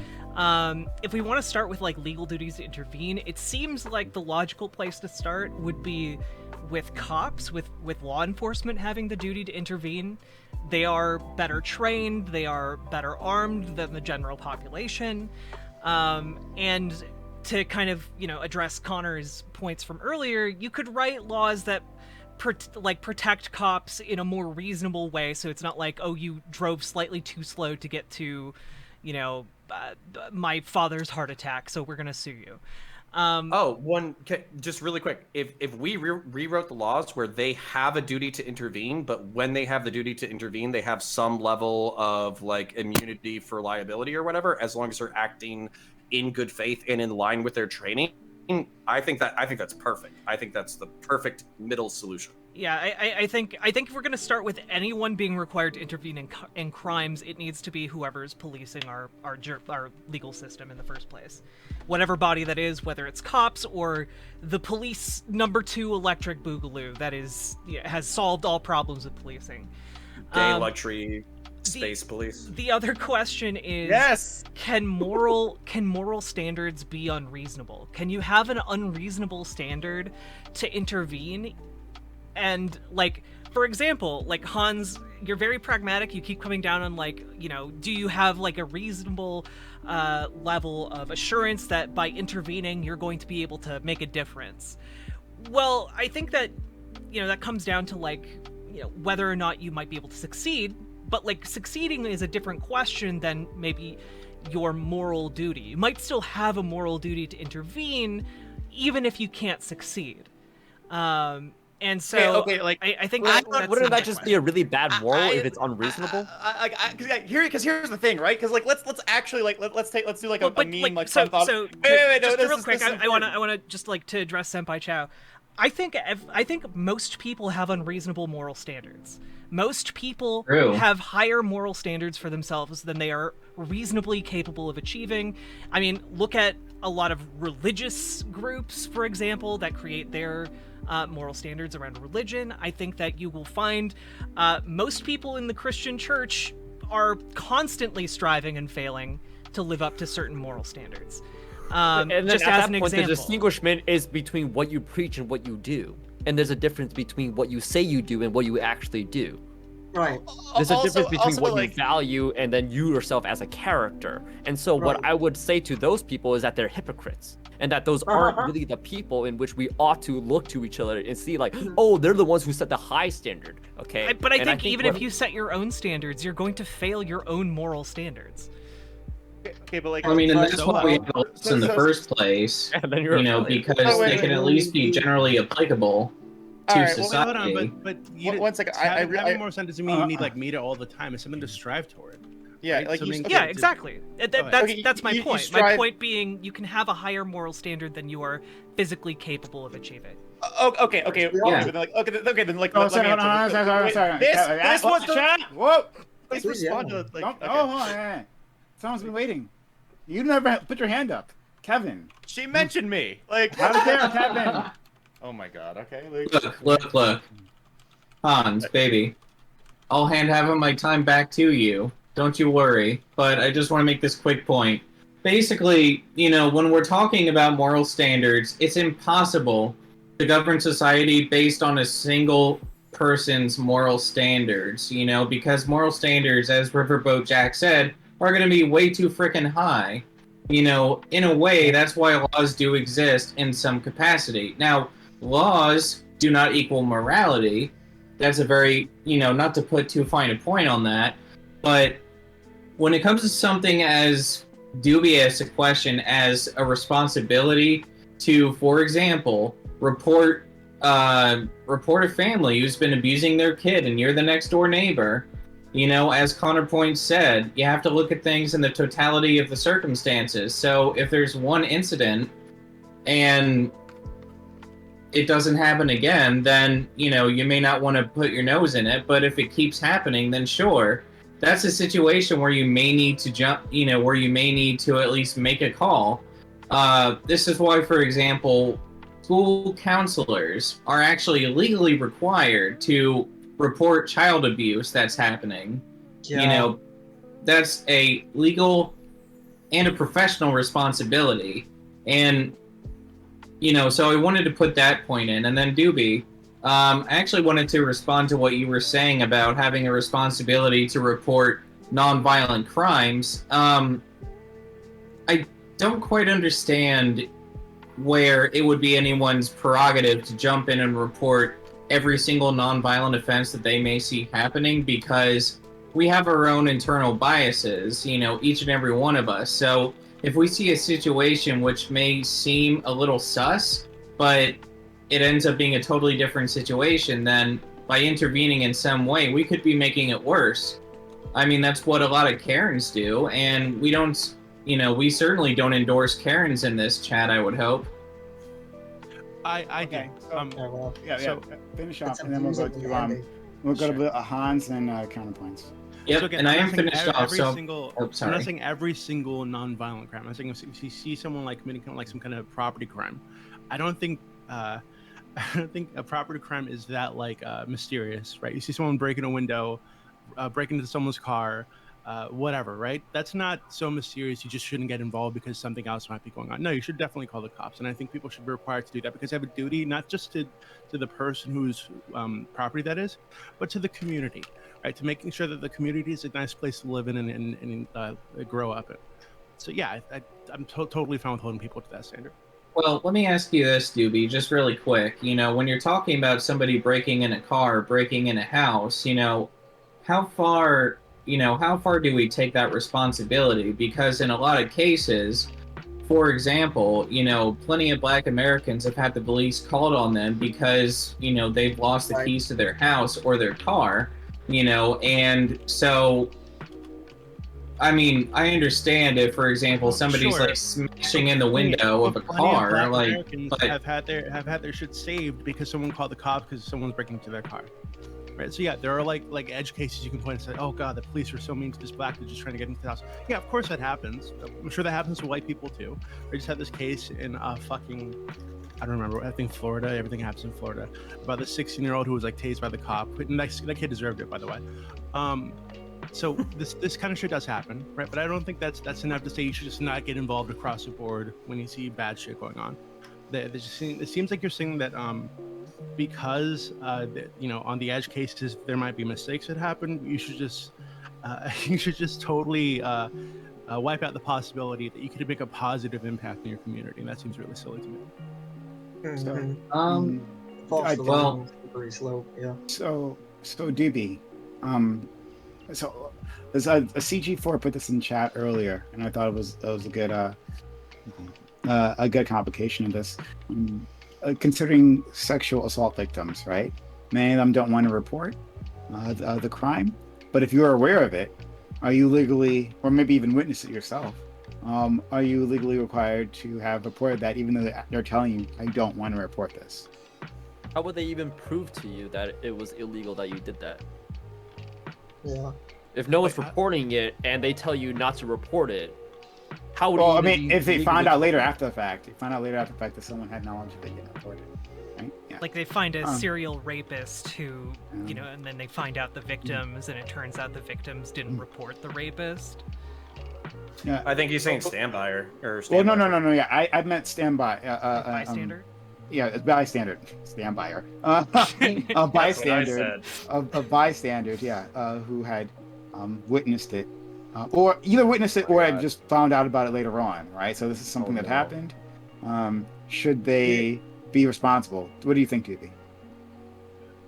So you're saying that if the victim is saying that they don't want to report the crime, yeah, I don't care. I wouldn't care what the victim wanted. I think they should report it. I think that in a lot of situations, actually, I was watching a documentary yesterday about something like this, where a woman was shot, right, in front of her family. And the family did not want to talk to the police, did not want to report it, didn't want them involved because they wanted to handle it their way because they're all gang members and shit. That's stupid, right? So shit like that is the reason bad people get away, right? And a lot of these situations, they don't want to report to the police because they're being abused or because they're relying on this person who beat the shit out of them or something, or the person's beating their kids. And I say, fuck that, right? We need like a better support services for these people, right? So if they can report these things and be safe afterwards. But I think that like, if someone is in a precarious situation and they're being beaten or they're being robbed or whatever, and you witness it and they say, oh God, please don't do anything about it. It's okay, you know, whatever. He didn't mean it. And I say, fuck that, report it anyway. I don't really care what the victim wants. I think what the damage this kind of shit does to the community is way more important to me. Yeah. Let's go to counterpoints. Sorry, Hans, and then counterpoints in chat. All right. So like specifically like responding to Jack about whether or not someone should go, even if they don't have any of a reasonable understanding of success. To clarify, wait. I was talking about you can have a moral, Can I... you can have a moral imperative to intervene, even if you might not be successful, which is different than saying you should go out and like try and fight 12 guys. Whoa, there's a problem there because there's no cop. Can I please fucking finish? Thank you, like senpai. Yeah. So I just started the way like everyone's like jumping around. So I would not hold someone morally culpable or even say that they should try if there's like an extremely low chance or 0 chance of success. Like if I could like say stop like a single person being assaulted because there's like one other person, sure. But like let's say like it's announced on TV, like like it's the Cell games, right? Like Cell's like, I'm gonna blow up the fucking planet if someone can't beat me in a fight. And I'm a pretty big guy, but I am like there's no chance I beat Cell, right? So like I wouldn't impugn somebody for not being able to do it. Not with that attitude. Tried. I have a reasonable take about my capabilities. Like I can bench 3 plates. I can't beat a fucking planet buster. So like I think it's like at some point it goes so far past that I would hold like if someone's like I don't even want to touch that shit. Like that's terrifying. That's dangerous. And like in a non anime scenario, I would love to stick with Cell. But like let's go back to like the 12 guys thing. I wouldn't hold someone like morally like culpable like for not helping or like I feel like that's at that point it's an impossible standard. If we want to say like we want to live by impossible standards, that's fine. And like maybe I'm just like such an aggressive pragmatist. But like I have 10 days till the Cell games. I'm not fucking hyperbolic time chambering the shit. I'm gonna drink with my buddies. I'm like we got 9 days left, motherfuckers. Like let's make this a life. That's not very plus ultra of you, Hans. I can't beat Cell. I can't. I Krillin did his best. We all saw what happened. The Destructo Disc broke on Cell's neck, and Krillin's the strongest human. So like, what am I supposed to do? Like again, Hans, not with that attitude. For yeah. sake. So let's go to Riverboat Jack and then counterpoints and RD Zoid. Yeah, I mean, I think if we're talking about like sexual assault and the duty to report, like. I think we need to take into account that reporting to police is often one of the worst parts about like sexual assault. I'm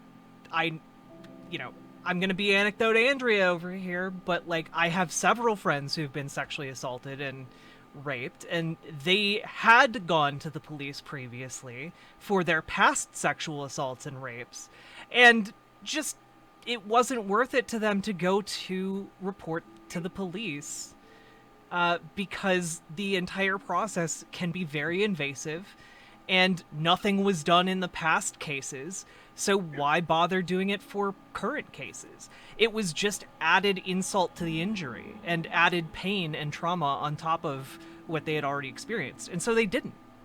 And I think adding legal ramifications for that would be wildly negative. But just to respond to Hans, I'm not saying... I'm saying that someone might have a higher ethical or moral standard for themselves or for others when it comes to when you should go out. For example, you might be like, well, one guy is reasonable, but somebody else, maybe like a Hulk Hogan or something, I don't know, like big buff guy, Dwayne The Rock Johnson might be like, yo, I could take 3 guys. So like, maybe his moral standard for how many guys he could reasonably take is different, and maybe his moral standard is higher for even how many people he should unreasonably take on might be different. And that's all I'm saying, is that there's a difference between moral standard and reasonable chances for success for a lot of people. Yeah, Jack, I don't know. I gotta say, I'm much less interested. Okay, go ahead. First of all, I can definitely take multiple guys at the same time. Hey, boys. Second of all, really? Really? Sorry, go ahead. Holes, okay? Oh I'm God. so sorry. God, fucking horny. But Senpai, you asked if leftists were fucking horny, and the answer is yes. Yes. Clearly. Okay. Okay. Like, let it be known, like someone in my chat said, and I agree with this, Krillin did his fucking best, and I will never fault Krillin, but like, dude, you're out of your fucking league, and you probably should have just like gotten towels and like for everybody. Yamcha did that because Yamcha knew his capabilities. Okay, all right. Enough of the Dragon Ball talk. I don't know what you're talking about. Enough of the Dragon Ball talk. My our latest guest, Joe, has no idea what the fuck you're talking about. So for her benefit, we'll try to keep anime and awesome things. I can explain the entire lore in under 5 minutes. Just give me time. I can do this. Like, so we're gonna go to for 5 minutes. Final points, and then Dieseloid, and then we'll let our good friend Joe. Oh, DB, you wanna? Because you I just want to.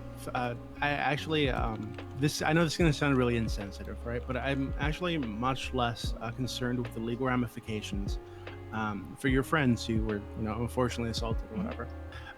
Much less interested in that, the negative impact that could have on them, and far more interested in the positive impact them reporting their attackers could have on the community, because now there's a possibility that these people be caught and they won't go off and rape somebody else and traumatize someone else. How often are rapists caught, Doobie? So if that after being requires reported? if that requires some legal ramifications for them not reporting this thing, then I'm fine with it. You would have to prove to me that there is a greater utility to society to reporting sexual assault versus legally levying ramifications on people who don't report sexual assault after being the victims.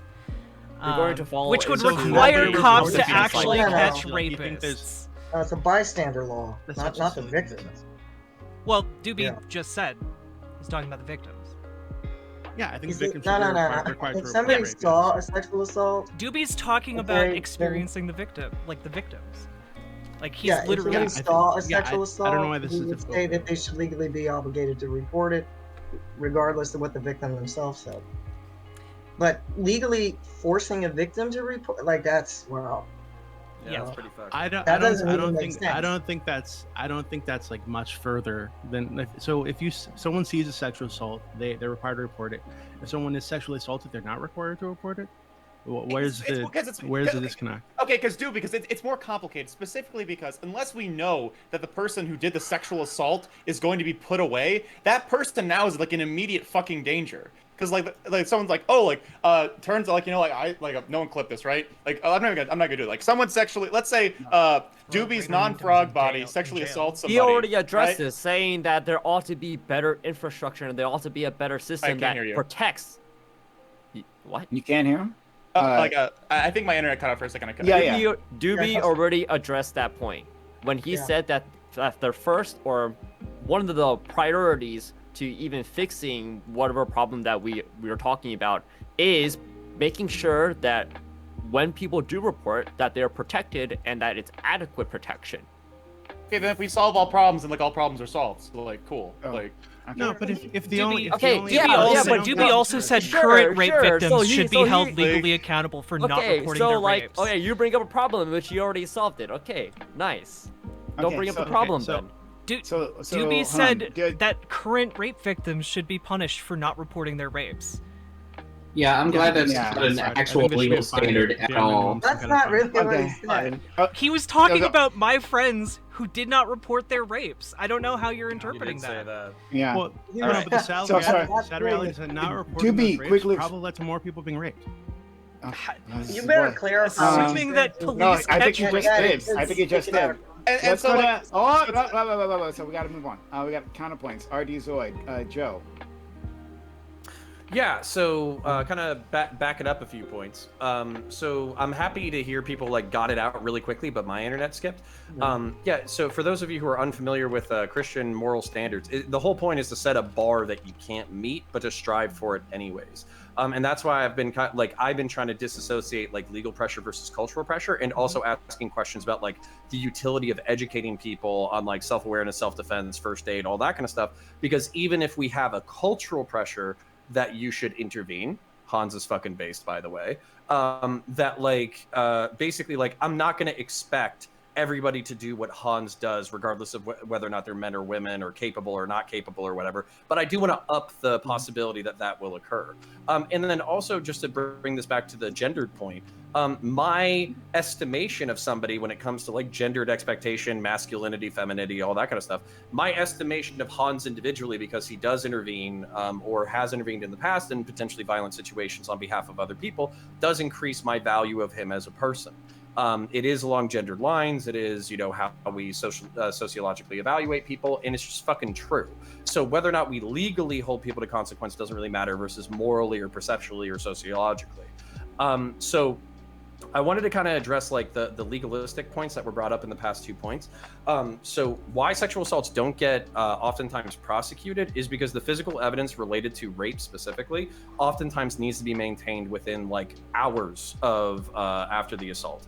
We're talking about basically bodily fluids. We're talking about clothing. We're talking about the scene of the crime. And oftentimes, because of the shame and stigma associated with sex crimes, also oftentimes because they involve drugs, people aren't thinking with their full brain in the wake of the crime.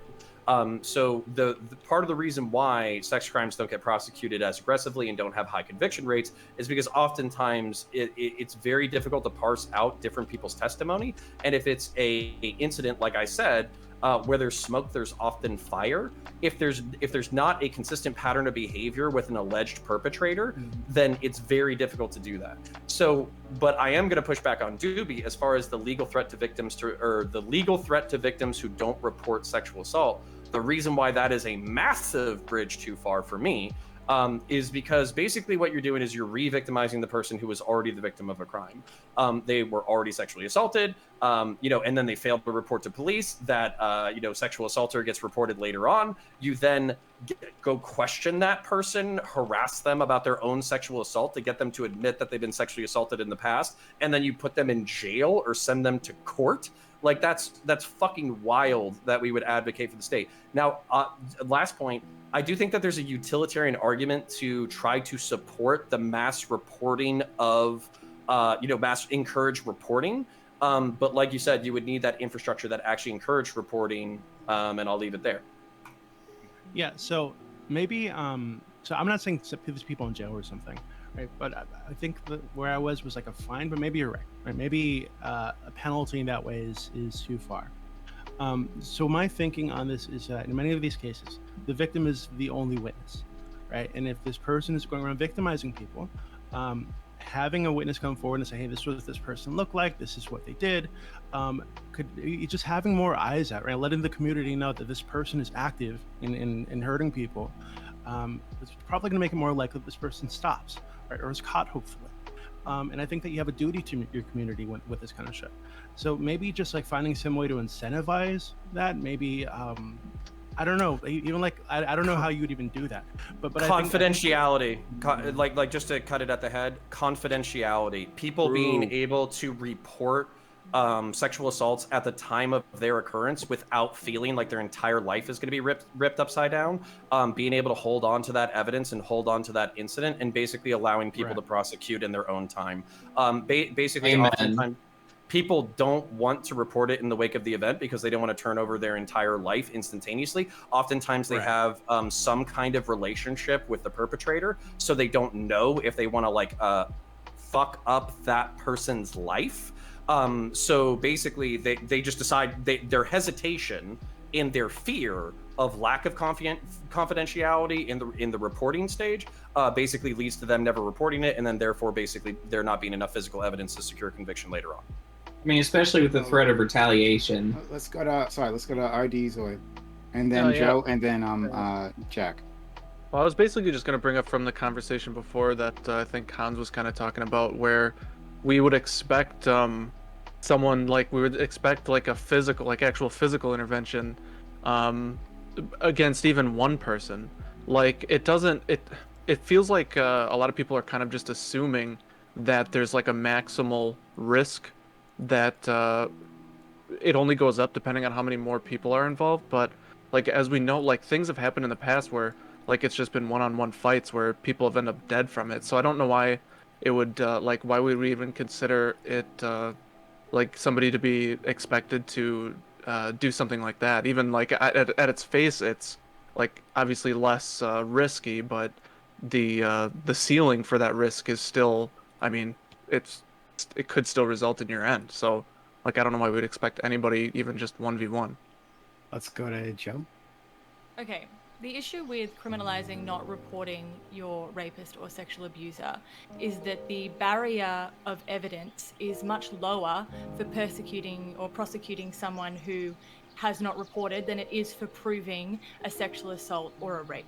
So what you're essentially doing is silencing victims because they're not allowed to talk to anyone about the fact they were assaulted without suddenly having a legal obligation to report that to authorities. The other issue is a lot of the time people don't even realize at the time that they've been assaulted. The gamut of sexual abuse is extremely wide. There are some people who are attacked by family members. There are some people who are attacked by intimate partners. There are some people who are attacked by strangers. I think you can't in one breath say, oh, we need to criminalize not reporting because that keeps people safer, and then sort of rail against something like cancel culture or call out culture where people talk about the fact publicly that they were raped by someone because they know they don't have the evidence to take that to the authorities. On the other hand, also, I mean, like, I think Connor Points did a great job of discussing the issues with prosecuting sexual assault. Wait, I'm not done. I do think that maybe he glossed over the fact that sometimes police just aren't very good at handling sexual assault issues, just generally. There is a sort of, did you provoke it? I don't believe you. Were you looking a bit slutty? It's not necessarily an individual cop problem. It's a systemic rotten tree problem of myths that exist about rape within society. So I think the standards are off, and I think this relates back to the general question, which is there is a difference between your responsibilities to stop a crime in progress and your responsibility to stop all future crime. I think that's a huge difference that needs to be acknowledged. There's a difference between taking action and inaction as well that needs to be acknowledged. And there's a difference in terms of what you should be able to be held accountable for across those things. If you are inactive during a crime that is taking place versus if you are inactive during a potential crime, well, if that's the case, then we are all legally liable because we could all be out there right now probably stopping crimes if that's our legal responsibility. Just for clarification, Doobie, didn't you amend your statement? Didn't you change your mind, saying that it was too harsh to put fines or punishments? Yeah, I think that's where I started out, but I agree with what Connor and Silly said that. Yeah, I think a better way to be to incentivize it somehow.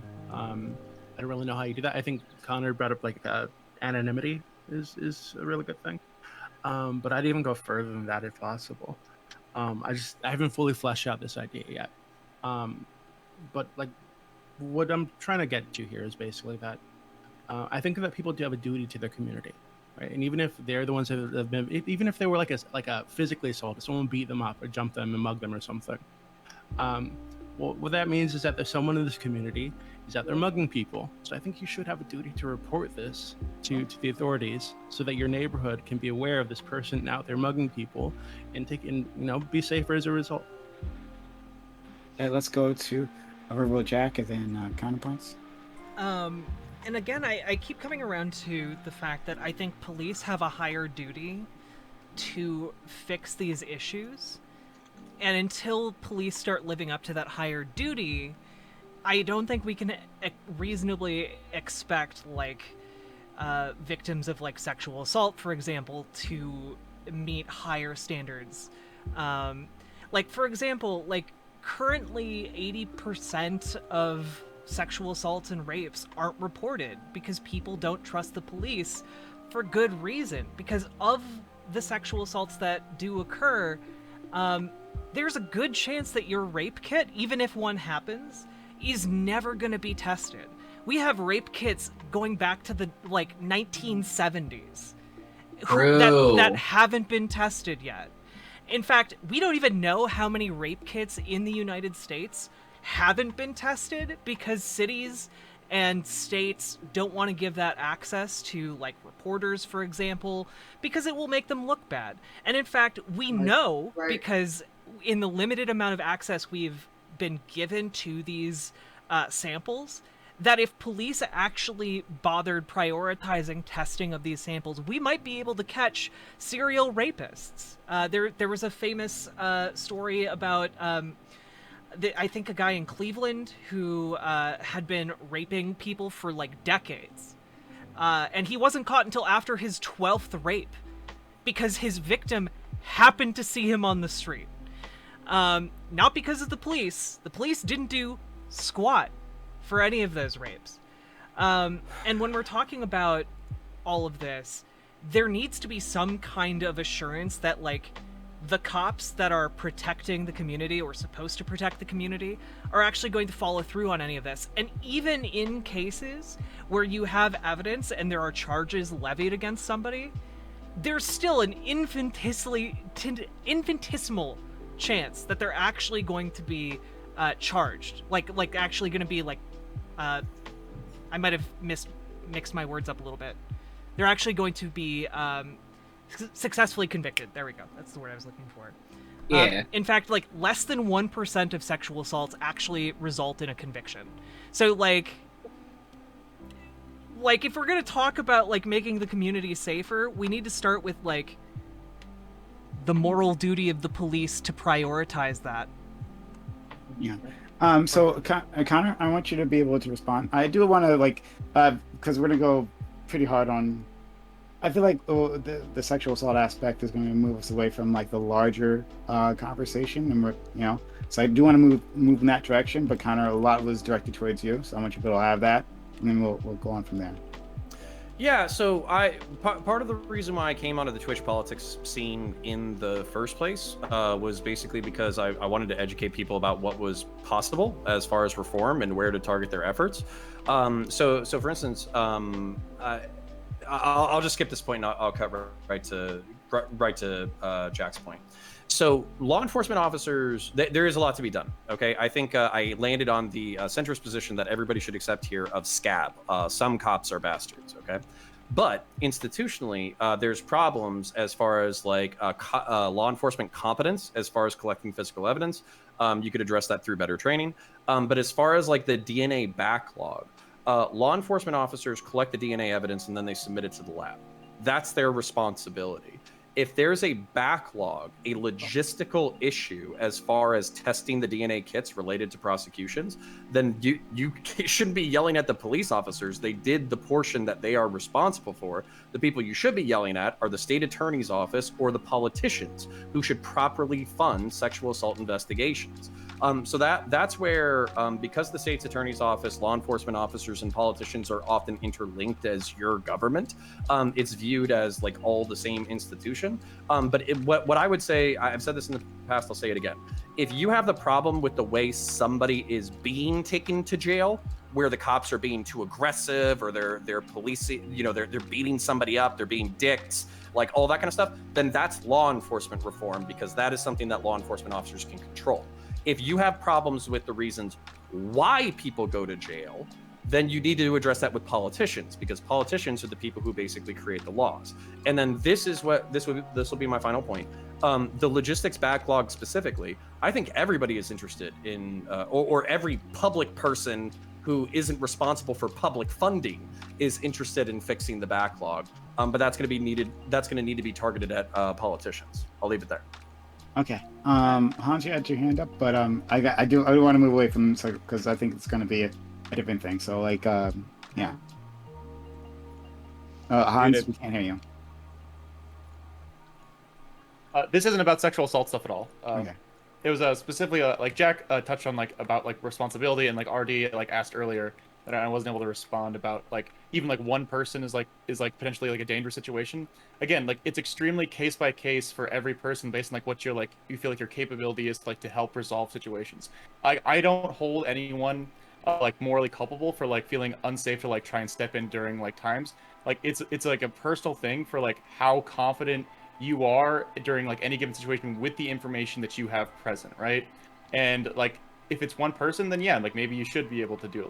Like would I like say, oh, like if I see one person and I'm like 5 times their size, and I could be like, okay, like maybe like if they're like harassing someone on the street or like attacking somebody, maybe I could step in. If it's like like half Thor Bjornsson, like world's strongest man, like he's like like a 7 foot, like 400 pound, like he's like the strongest like human being on the planet, I probably couldn't stop him.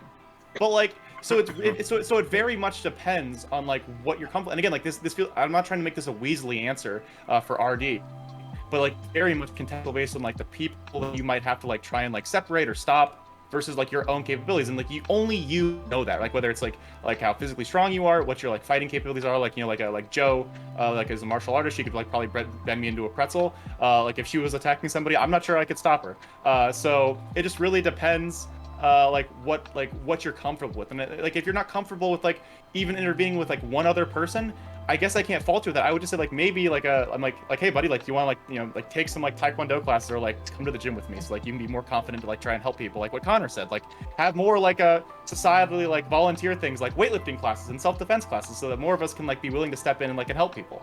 All right, but isn't so sorry, no, we're gonna go to Jack since Joe was a direct response, and then we'll go to you. But I also want to let in Joe because Joe had larger points about all this stuff previously, and I want to hear a few of those. But she is indeed very proud of her ability to do physical violence. She talks about it all the time. All right, go ahead, Jack. I guess one of the main points I've been trying to get across, probably unsuccessfully, is just that different people have different moral standards. So I guess we have to talk about like, what do we mean when we're talking about morals in this situation? Because there are lots of people who don't conform to the same moral systems. So like, Hans, you seem to be basing it on like, could you successfully do this?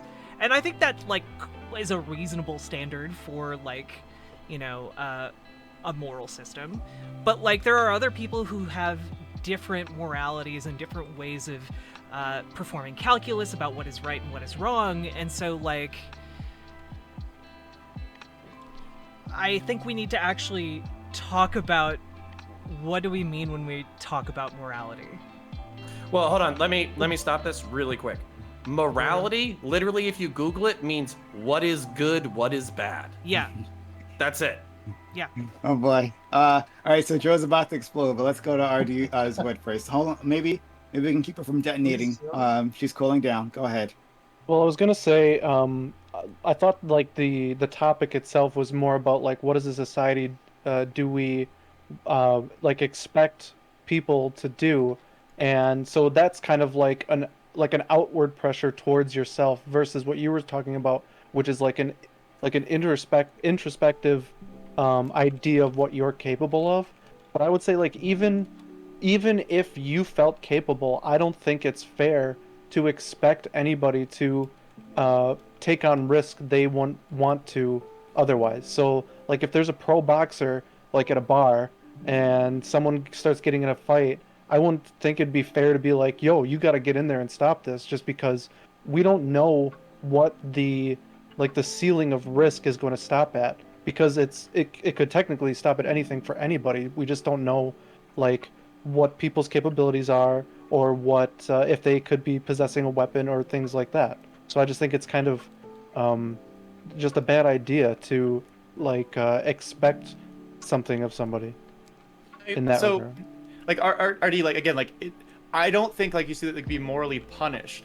But if I say like saw two people, if like if I was at a party and two people were fighting and people and I like know for a fact because like maybe I've we're like in the same like jujitsu class or like at the gym, and I know I can easily take both these people, and I know they don't have any weapons on them, and then I don't do something, I think everyone else at the party is obligated to look at me and say like, Hans, what the fuck, man? Like, you like let these people try and kill each other, and you know you probably could, like, there's a very good chance that you could have stopped it. I don't liable, but I think like it's entirely okay to like look at that situation and say like, yo bro, like maybe you should have like tried to step in, like should have tried to do something. And again, that's like based on like your level of like what you're capable of. And like again, like I'm not, when I say reasonable chance of success, I'm not talking like 100% like I could beat the fuck out of this person, like they have no chance, like I'm just gonna like, you know, I'm gonna like Omni-Man them, like fist through the sternum, like there's nothing left. I'm not saying like I have to be able to do that to like anyone I try and like stop, or any situation I try and save. But like again, like it's a personal calculus saying like, oh hey, like I have a reasonable chance of success at making the situation better and not making it worse, and I'm most likely probably gonna come out of it alive, then I'd probably try and do something. And if someone fit those categorizations, like from my like basic system, like if they like had the, like those qualifications I just listed, like, you know, like reasonable chance of success, reasonable chance of making it better, like you're most likely not going to die based on like the factors that you can see in this scenario, and you don't do something, again, I'm not going to say you should go to jail, but I will say, hey, like bro, what the fuck, like we could have used it. And I'm not saying you stepping in isn't commendable. But what you brought up in that situation was the other people at the party saying, "What the fuck?" If that were to happen to me, and I think this is totally reasonable, if people were to do that to me, I would think they are all 100% assholes for expecting me to step in and possibly risking myself to break up a fight that I wasn't involved in. Not to mention the people Yeah, but involved in Artie- the fight could sue your ass for assault and battery. Sure, yeah, Oh, you can get come dragged Artie, into something that Artie, you didn't even what about intend. what about this scenario? Okay, you're in a fight and you're losing, okay, and it's totally not your fault, 100%. But there are bystanders, and there is a friend of yours who could have intervened and stopped it. Would you have been like, yo, it's okay that you didn't get me out of that situation of me getting beat to a pulp, even though you could have. It would be great if he did, although I think it's kind of weird that you would be like, bro, you were supposed to get in there and fucking have my back, like for any reason. Like I don't know why. Why are we? No, I will die on this hill. Like, I absolutely would be like, bro, what the fuck? Bro, what the fuck? We're homies. Like, we go together to the people gates to of fight your Dark Forest. fights for you. Like, Okay, no, but the scenario was that Senpai said was that it was like for a fact. It's like my old that they were able to stop. It's almost like, say, like my younger brother, right? He's like 17. He's like a little like piss kid, right? He's a fucking nerd. Like he has band and like all sorts of. I fucking love band, by the way. I was also a band kid. I didn't get big till Okay. college. Oh, come on, dude. And so like another like 17-year-old like stringy kid that's never like walked inside a gym, never has any physical like training, was like bullying him. Or like let's say they were adults, right? Because I'm not hitting kids. So like let's say they're 18 years old, they're legally able to punch them. Yeah, like and he's getting the fuck beat out of him, and I can easily stop it with little risk to myself, and I don't. He's totally welcome to be like, Hans, what the fuck, man? And everyone who's watching is also welcome to say what the fuck, because at that point you could have like stopped something easily with little like harm to yourself. And I'm not saying again, not prison time, but like morally, societally, can we shame that person? Abso-fucking-lutely. Like. Please let me go, or I will die. Joe, please go ahead. Okay. First of all, there is a difference between what the fuck behavior and immoral behavior. Of course, you can be pissed off at your friend for not having your back. That doesn't make it immoral. Now, there's a difference between first person morality and ethics, what we decide on as a group to sort of agree upon. Because yes, everyone who said that people have different moralities is 100% correct. That's why when you look at social contract theory and social contract theories for morality, it's what could all people being considered agree upon as a standard, right? Taking into account all the different moralities, what can we agree upon? Now, in terms of the issue with this fight scenario that you keep bringing up and the use of utilitarian ethics as first-person ethics, you don't know as much as you think you know. You don't know all of the circumstances going into the fight. You don't know the backstory. You don't even know if you have information. You don't know that your information is correct. Secondly, you have no control over the consequences. So maybe you get in the fight and it escalates 100-fold and everyone piles into the fight and someone ends up fucking dead. Right? So this whole question about legal implications is to say, if you do something, where are the consequences? If you choose to act, should you be legally responsible for the consequences? If you choose not to act, should you be legally responsible for the consequences? Now, this traditionally comes up in moral theory using Kant's murderer at the door scenario, right? If an axe murderer comes to your door looking to kill your best friend and your best friend's in your house, are you morally responsible? Not morally, it's actually quite clearly ethically in this situation. Are you ethically responsible for that person's death if you tell the murderer the truth? This is the question. It's like everyone who says that law has nothing to do with morality is completely wrong, because our moral system is what we base our ethical system on, which is what we base our justice system on. So yeah, right. You can be like, what the fuck if someone doesn't have your back? But once you start saying that that's immoral, that suggests that we should take it into account in when forming our ethical systems. And once it's part of public ethics, then we do have the right to question how the law should interact with that, how the justice system should interact with that. Can you define ethics really quickly? I mean, look, to be honest, and also morality too. Yeah, okay. So to be honest, it flip-flops a lot in modern philosophy, but traditionally, morality referred to first-person ethics, so how you judge systems, how you judge situations, how you judge acts, how you judge actors, and ethics was public morality. So how we as a group agree that morally as a society what we're going to accept and what we won't accept. So why you might have a moral system that is theologically based, you might be a Christian and subscribe to Christian ethics. You wouldn't necessarily I'm doing it, I'm flip-flopping. Christian morals. Ethically, you might live in a secular society where there are certain rules in the justice system which mirror Christian ethics but couldn't be considered to be the same as your first person Christian ethics. Cool. Thank you. Okay. And I only died before because I die whenever someone takes something big like morality. Hey, you did great. And does a Google I'm definition. jealous of your rant. Are we continuing with this, by the way? Yeah. Okay, so then I think a really good question for moving on with this topic is, are we going to be discussing our individual morality as in each particular panelist and then argue about that? Or are we going to think about this as a society, as like a group of people, or thinking about what we in a society ought to do? I think this was an ethical question, wasn't it? Actually, before Kevin spoke, I would think that we weren't that far off from each other morally or ethically, or whatever the fuck you want to call it, right? But after hearing that Kevin wouldn't help his friend out in a fight, or wouldn't expect his friend to help him out in a fight. You mean Zoid? I'm just like totally like Zoid. Well, whichever one it was, okay? I'm like flabbergasted that you wouldn't think this is a bad thing. So maybe I also don't we're want too you to far off. implicate But somebody I who's think completely generally, innocent. you know, I think not on Twitch. People aren't that far off morally to the point where they wouldn't think it's a good thing, right? If someone were to report a rape or whatever. And I think we all agreed about that, right? So I think we can maybe come to some common ground on some issues. People did not agree with that. Yes, well, they it's like- did. So I would. I have no idea what was just said. literally smiling.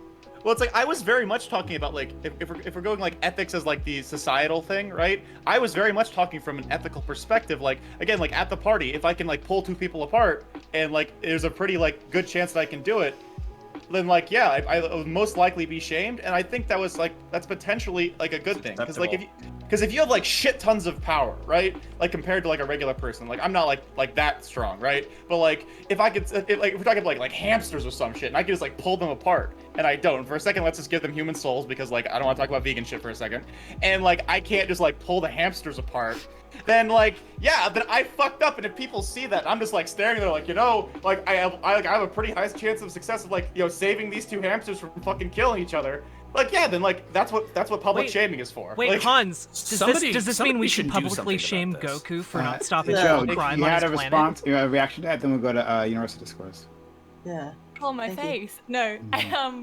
It's to do with the idea of ethics as utilitarian. It's just something that I personally react to every time because Hans, in that situation that you painted, once again, you said, I have a reasonable ability to pull this apart. You don't know that. You don't know all the information. You don't know what's going to happen. And ethics is actually duty-based. It's not utilitarian-based. So it's this idea that we have a sense of what is good and what is bad. And if you start going into situations being like, look at me, like I'm a buff Pokemon dude and I can stop fights. Well, no, you don't know if you can stop the fight. You might actually make it fucking worse. So it's weird to base a moral situation on that kind of calculus when you don't know any of the information. Yeah, Connor, go. Okay, so yeah, so basically that's weird to me because basically what I think Hans and I agree upon is social and cultural pressure and whether or not these things are good. So I didn't hear any like legal prescriptions from him, but I did hear some like cultural norms, cultural expectations. No legal. I know. Yeah, so social expectations. Hold on, 1 second. And then what I would say is, so if we were to extrapolate that out, I would want to create a society in which disproportionately at parties, people took reasonable, not just parties, but any situation in which there was the ability to reduce harm, they would feel like their society permitted or even encouraged them to intervene when they thought that they could do good. Okay, Connor, but I want a society where morally we shame people who start fights at parties and fuck up everyone else's good time instead of morally shaming someone into act when really they had nothing to fucking do with the situation in the first place. Okay, but what are you gonna do when the shit happens Why in front? not Yeah, both? what are you gonna do when it breaks bad? Are you just gonna say, "Wow, we should really encourage a society in which this doesn't you guys occur"? would You just don't stop know. it because You you don't guys know, can just Connor. stop fights instantly. Apparently, No. Okay. You don't know exactly. said You don't know reasonable that your chance of success. intervention. No, you don't know that though. Your reasonable chance of success is based Joe. on information that you don't certainly have and consequences you have no control over. Hit me. Joe, I No, no, bet no. I bet my life on Yeah? this moral philosophy for 4 years straight. Yes, Okay, but I want more people to be like me. I want more Hanses in the world. Okay, What do well, you- So Alright, are you gonna get in so- between them and just start Oh. debating them about moral God damn it. perspective? Like, Okay, all right. Take it from the Can- top. I want this to silly be able to serious. morally. so dumb. I want to actually. There's Shut people up, have justice. Shut I up. want everyone wants me to be I'm all going right. to this. Let me be Oh all my God, right. All right, He now. does even even I'm philosophy? gonna start muting the all. Okay, muting. Talking about morality, of Muting. course we're going to be getting into Muting. philosophy. Hold Holy on. shit. We're Shut talking up. about utilitarianism. Okay, all right. Oh my God. All right, mute. You'll be punished. All right. Hi. Collective punishment. Hooray. Okay. All right. We'll start there. All right. So, I do actually want to hear more of this argument with Connor and Joe, but first I want to hear from Universe Discourse. Oh yeah. Okay. Am I okay to talk? I got. Okay. I'm not sure where this is going. Anybody's ever been on my stream and heard some of the horror stories? There's a thing where certain people, due to their training, have their body is registered as a lethal weapon, right? So, yeah, they are trained to intervene. All right, and I was hoping maybe we could talk about the liability of intervention for those of us who are trained to do that. To explore a little bit of what happens, including the reality that if you are trained in such a way and you do intervene, because you could be put in jail for excessive force just because of your capacity to intervene, which has happened. I didn't go to jail, but I have a good friend who went to jail.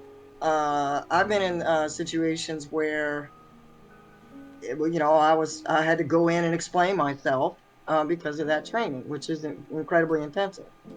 And so I was hoping we actually could talk about that because it's pretty scary, but it is very interesting.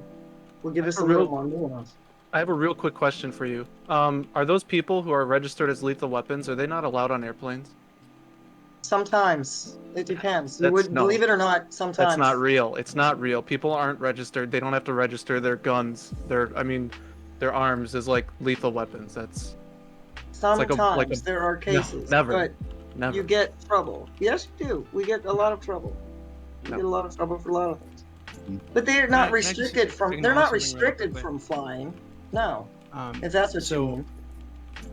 yeah, so I think maybe Let's there's put your not hands enough- down. Go ahead, Doobie.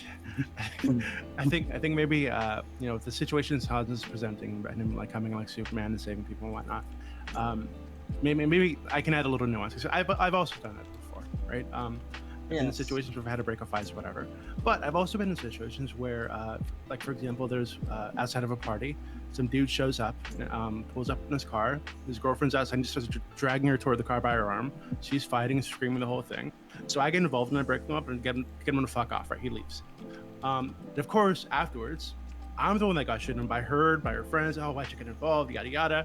And she ends up calling him to pick her up anyway. Right? Like, but I've had that on the other side, where there's a fight between a couple. I break it up, and then the cops are called, and she actually files a report. Right? So these things do get messy. It's not as simple as you just save the day and everybody kind of picks you up and gives you a beer, right? So yeah, I think that is something we need to acknowledge. But I think that like, I don't know, we should probably start with the baseline. If you can stop harm, you probably should. If you have the capacity to, maybe start there. And of course, you can add context, like, hey, what if I've got kids, right? And I don't want to get into some fucking fight at a party where people are throwing around fucking bottles and shit, right? That's totally reasonable that I wouldn't get involved there. So yeah, but I think we can probably start at that baseline. If you can stop harm, you probably should. Okay, and on the terms of the martial arts, I've decided to Google it.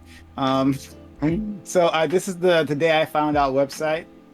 They say, as to the easiest part of this particular topic to address, are those highly trained in hand-to-hand combat required to register their hands as deadly weapons in the U.S.? Nope.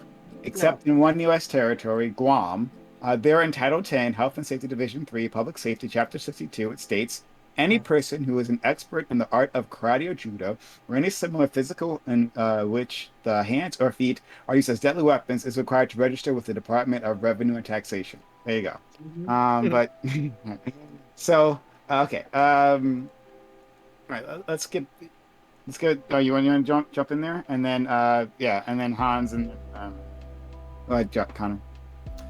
Yeah, so my primary issue with Joe right now is that she said that she did not want more Hanses in the world.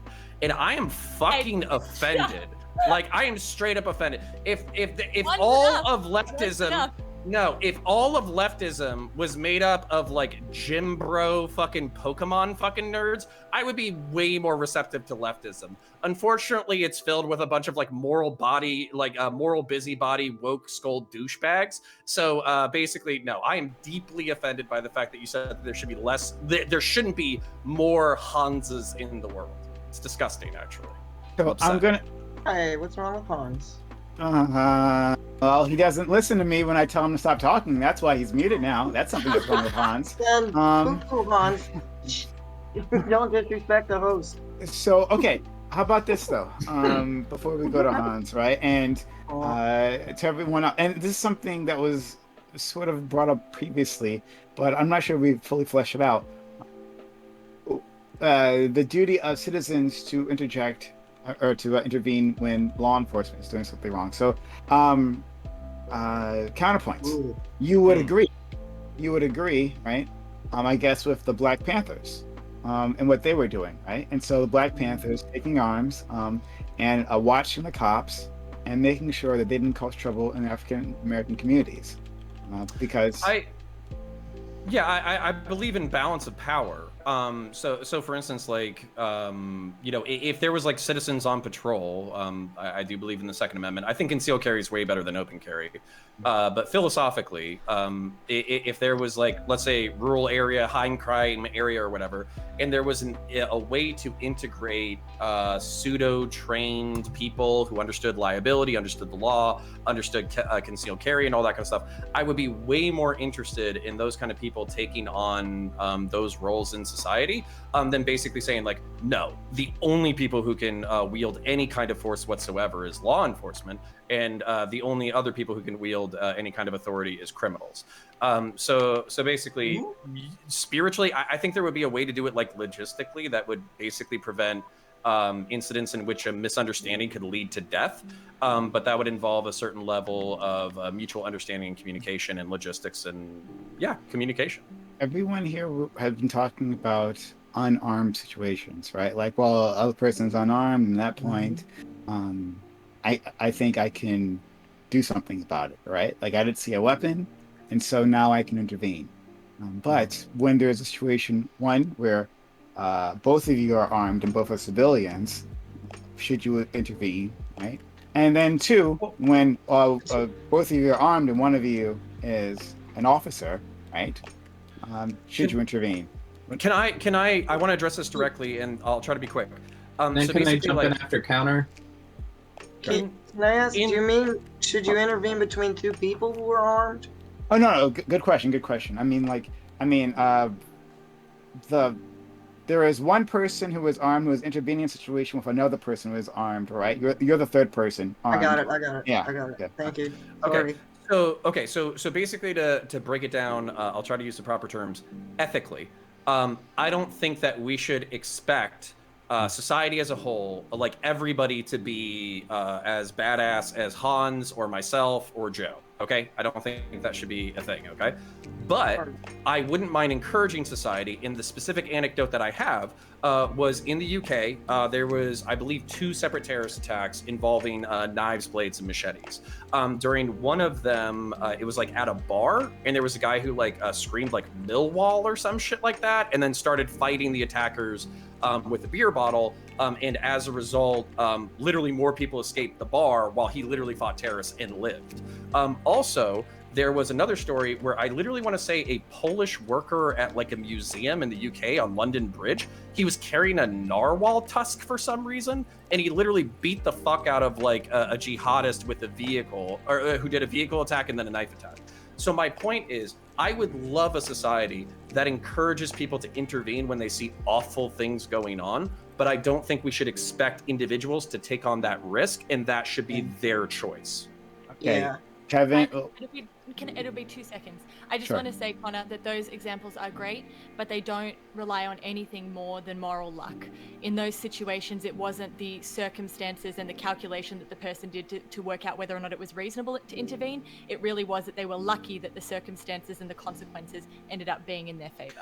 Wait, hold on, hold the No, fuck no, up. no, I'm not no, gonna no, let this no. slide. Yes. You think that if No. you see somebody stabbing other people and driving cars into other people, you can't make a moral calculus about whether or not that person is You doing can the make right it- thing? No. The judgment of that person, you can totally judge whether or not they are morally doing the wrong thing. Of course, that's immoral. What I'm saying is to judge someone for not intervening and say that not intervening when someone is stabbing someone is immoral would be incorrect, because to be moral and stop someone stabbing someone requires all these circumstances to go your way, which you actually have no control over. So it has nothing to do with the immoral acts of that person. No, I don't agree But this, with hold that. up. But this is why this is why I would want social encouragement, because I admire people who take on risk and try to do the right thing. When The we're talking only about issue people who we is, valorize, sometimes people do that. Sometimes people take on the risk and make the situation worse. Okay, And so that's what you're not- so what is your calculus for when we should do anything ever? I fucking hate calculus. It's the one thing you should know about me. I never ever use calculus or arithmetic for moral sort of realities. Okay, so Anyway, so hold the fuck up. So it was so just meant to be an aside. should- It was just meant to be an aside. It was just meant to be an aside. No. If you want to counterpoints, yell at her. We got time. Okay, Joe. No, Okay, Hans, Joe. motherfucker, we'll get to you. Okay, Hans, I'll try to be brief, but at the same time, like this is so weird to me, because we've made moral judgments throughout history that were basically completely reliant on chance, and as a result, things worked out. Sometimes they worked out bad. Sometimes they worked out good. So as a result, like so for instance, like when you're the person who's intervening, let's go ahead and back up and do the most obvious like war equation in the world, like World War II. Well, let's not get involved because we don't know if Germany is going to liquidate the Jewish population of Europe. So let's just like not even bother getting in there. No, you don't make a decision like that. No. Why you don't not? make a deci- you Hold don't- on. She's not British. She's not Yeah. British. She's better. We can make this a lot more simple in this situation. Hold on. I want Joe to respond. You She's not don't make British. decisions like that based on calculus. You make decisions like that. Well, first of all, you don't make decisions like that based on morality at all. Be real about why we intervened in World War II, or you guys intervened in World War II. That's just me being just for a minute. But secondly, you make it based on a moral duty, not based on any sort of calculus about whether or not you're going to get a good outcome. Okay. What do you do? Joe, What do you base I your think. decision to intervene on? Yeah. Joe, Yeah, when you intervene, what is your decision based on? Because What's it it's like the for you? morally right thing to do. It's That's like not an based- instinct. We're talking Well, I past mean- each other. Yeah, it's an aside point. You're going to get too deep into No, it. Joe, I no. want you to answer the fucking Yeah, question. yeah. I did answer the What does- fucking what does- question. What Said does it was Prime, I moral- swear to God! Yeah, she said it was a moral. Yeah, but Sure. when is it moral for you then? Or do Yeah, you what's just- your I moral mean, It's calculus? interesting. I'm not a consequentialist or a Kantian or any of that stuff. But what I'm saying is to suggest that we intervened because there was moral calculations, it was a utilitarian calculation, is just false. I mean, you intervene because Yeah. genocide is morally wrong, and you can acknowledge that in Yeah. some sort of way. Yeah, it just sort of doesn't happen that way in real life. In other words, you don't think about moral. You don't. You just you act because you can. Yeah, I mean, it wasn't. People didn't intervene because it was the moral thing to do. I think that's a complete lie. Because Oh. if that was the case, we would intervene in It's an all sorts of instinct. things. No, absolutely. We didn't intervene in World War II because it was moral. Absolutely not. The American But- fiction.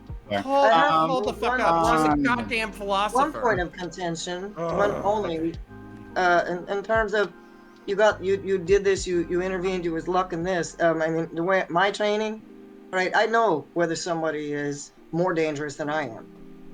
So it's It's never a different. matter of luck. So no. No. If it's in your profession, obviously your obligation to intervene is different to Well, you any gauge other it. layman. You can gauge the situation better. In law Yeah. enforcement or sort of EMT service or anything where you're interacting with people as some sort of authority, you have to use calculations for reasonableness. Of course, that is necessary for you to perform your job. But in terms of creating moral standards, I'm just saying there are other ways, and that's to do with individuals and as a society, not people in their jobs judging whether or not. Yeah, I follow you. Yeah, I follow you. Okay. So, I just know that when that happened with me, I just did what I did, and that was the end of it. Yeah. There wasn't any thought. So before we go to Kevin FM, counterpoints, you were going to say a sentence. She's a philosopher and... Yeah, I don't want to let her fucking wiggle around, dude. Fucking morality. Okay, so morality... Correct me if I'm wrong, Joe, since you're the experienced person here. But morality, if I go to google.com, it says morality is the study of good and bad, which is obviously incredibly subjective. So for you to say that World War II had nothing to do with morality, you can say it wasn't a primary motivator, but you can't say it wasn't a motivator at all. You can't say that like Brit bongers, oh my goodness, Joe. So you can't say that people in the UK are watching their fucking houses getting firebombed and they're like, this is bad. I would like this to stop because not getting blown the fuck up is good. No, therefore, I'm going to make a calculation about good and bad, and I'm going to say that destroying Germany is a moral bad, but it's an acceptable moral bad. I'm going to go ahead and excuse the atrocities of warfare because I want to end this shit that's affecting my tribe. That's a moral calculus. How is it not? Nation states don't do things for moral reasons. They do things for practical reasons. So the only reason why individuals work on moral lines, nation states are literally constructs devoid of morality. So why? So why? You're saying that sentence very confidently, and I have no idea what you're using to back that up. Why are nation states devoid of morality? Because nation states don't act on moral lines. What do you do you think that we just didn't invade Rwanda to stop the genocide for because of some complex moral calculus that the United States does in a secret United States machine? No, it's because we don't operate on moral lines. We operate on reasonable and concrete materialistic lines, which is different than individual humans. This is like using subcomponents of a massive fucking term to say that we don't use the massive fucking overview idea. No, it's literally the same as saying companies don't operate on moral lines because the point of a company is to create profit for the people who own it. I don't believe that either. You're basically saying that human beings act on moral judgments, but institutions created of, composed of, and acted upon by human beings don't. Yeah, because the institution is not a human being. Correct.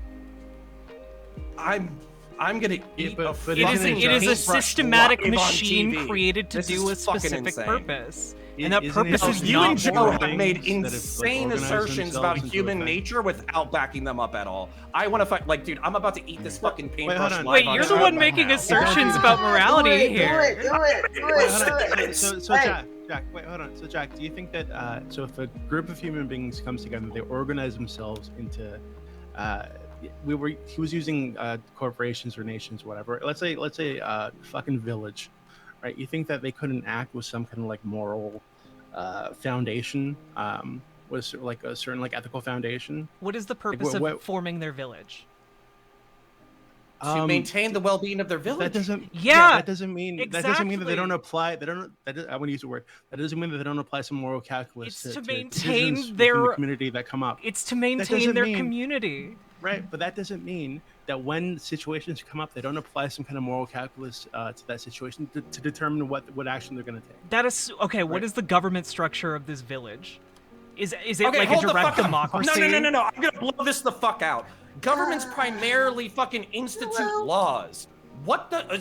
So governments don't act in moral reasons, but they institute laws that they impose on everybody else based off of, according to Joe, fucking 10 minutes ago, fucking ethical and fucking moral considerations. But somehow governments can't make ethical and moral considerations. And I'm pretty sure the reason why fucking Joe is quiet right now is because you know that this fucking position is untenable. It's fucking untenable. Did Hans just rip his shirt off? Yeah. Yes, he did. Deadly weapons. I want to know what all of us killers I feel think like about this shit. I have caused enough mess. I do want to say that Holy you can shit. consider the moral dimension of something without morality being the motivating force, right? That's all I'm trying to say. There can be moral components to something. Of course, intervening somewhere like, I don't know, Syria would have a moral benefit, right? Sure, you could say there was a moral aspect to that. That doesn't mean that morality and the fact that it's the morally right thing to do and the fact that calculus was done that determined it was the morally right thing to do is the reason that the action was taken. Okay. Sure. So It's one variable. okay. Yeah. So we're gonna let other people in. I feel like what has to happen here, I think would be very valuable if Joe and Connor had a 1v1 debate. I think that'd be. I will fight her any day, any time. Would you like that, Joe? Joe? Why not? Why not? Why not? Okay, all right. So that'll happen later. We're gonna make that happen. It's gonna be gold. And there's so many ways we can fight each other on so many subjects. I know it. It'll be beautiful. Oh my god. This is amazing. All right. So we're gonna go to right back. Kevin FM, and then we'll go to Hans, and hopefully he's learned to not fucking interrupt me. And then we'll go to Senpai Chow. All right, Kevin. He's trying, but nobody's listening to him. Look. Yeah. I completely forgot what was going on. Okay. All right, then we'll go to. No, I'm kidding. It's just to, I think just before we got off into the discussion of statecraft, and the only thing I want to say is, like, to the original point, when we were talking about, whether civilians have a duty to intervene when it comes to, things that they may see going on versus the duty that police officers have. What I want to say there, first of all, is, there are laws already on the books in multiple American states about when a civilian has a responsibility or has the ability, I should say, to make a citizen's arrest, which has the same force as a police arrest. So in that respect, if you see a crime actively being committed in front of you, which is what the standard would be, then you would be able to make that citizen's arrest. But when it's something that you might suspect as being a crime, like, for example, a suspicious looking person standing outside of their house fumbling around at the door, then that's not the opportunity where you would make a citizen's arrest. That's where you just leave things alone. In terms of the police's duty to intervene on this kind of stuff, they should have a much higher standard on when to intervene on crimes going on, whether not just legal, but moral, because they are capable of using a significantly higher amount of force when they are responding to something. So, I mean, I don't know if that maybe helps to, like, steer us back on track to where we were. I have no clue, but those were the 2 cents. All right. Let's go to. We'll go to Hans, and I will unmute him right now. And Hans, have you learned your lesson to quiet the fuck down when I ask you to? Yes or no? Sure, you power mad little man. Okay. Well, moving on. So, Senpai Chow.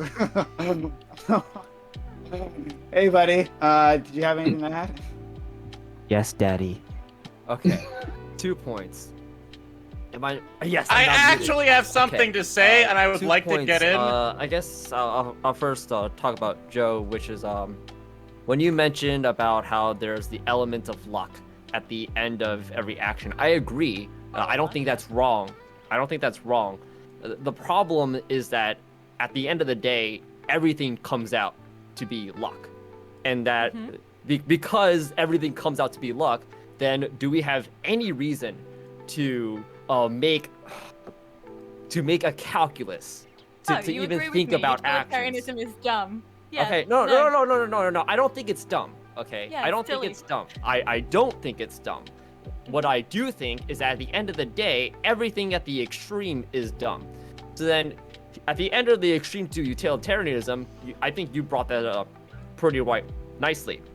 But at the end of the day, your extreme is that we shouldn't do anything because we don't know. I never put forward a It's positive like argument 50 actually, so I don't know. That's the implication. Okay, so that's kind of what I got from it. And if it's not coming from you, then it certainly did kind of come from Zoid before. It's like you guys, yes, you guys were kind of saying the same thing. Well, yeah, I at mean, least from me.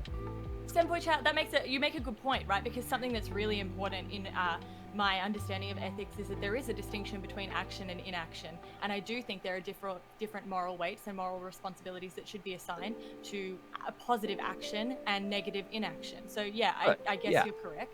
Yeah, and I'm sure that if Hans isn't going to always intervene, but he did say, at least from what I know, is that when he sees that he could intervene and that he sees that it's a good action, it may not necessarily occur that way, but that's due to post hoc analysis. Okay, we all know that we can't all predict. I the would future, like this, but he would probably also consider non-action as well if it's reasonable and if he thinks it's the good thing to do.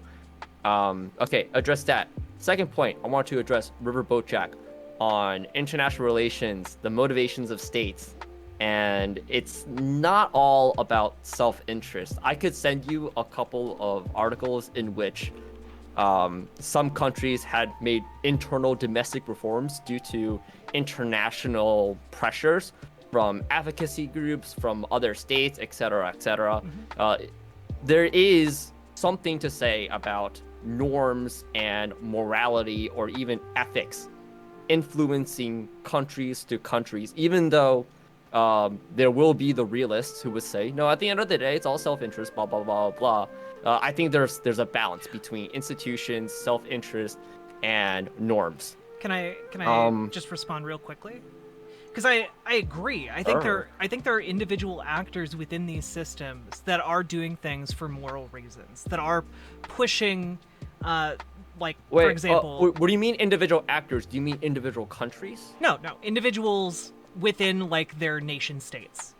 Okay, so I think this is a different thing than international relations, because international relations are extremely complicated and complex, but I think usually nations advocate for things and expend resources doing things that are in their own best interest, because the state exists to perpetuate itself.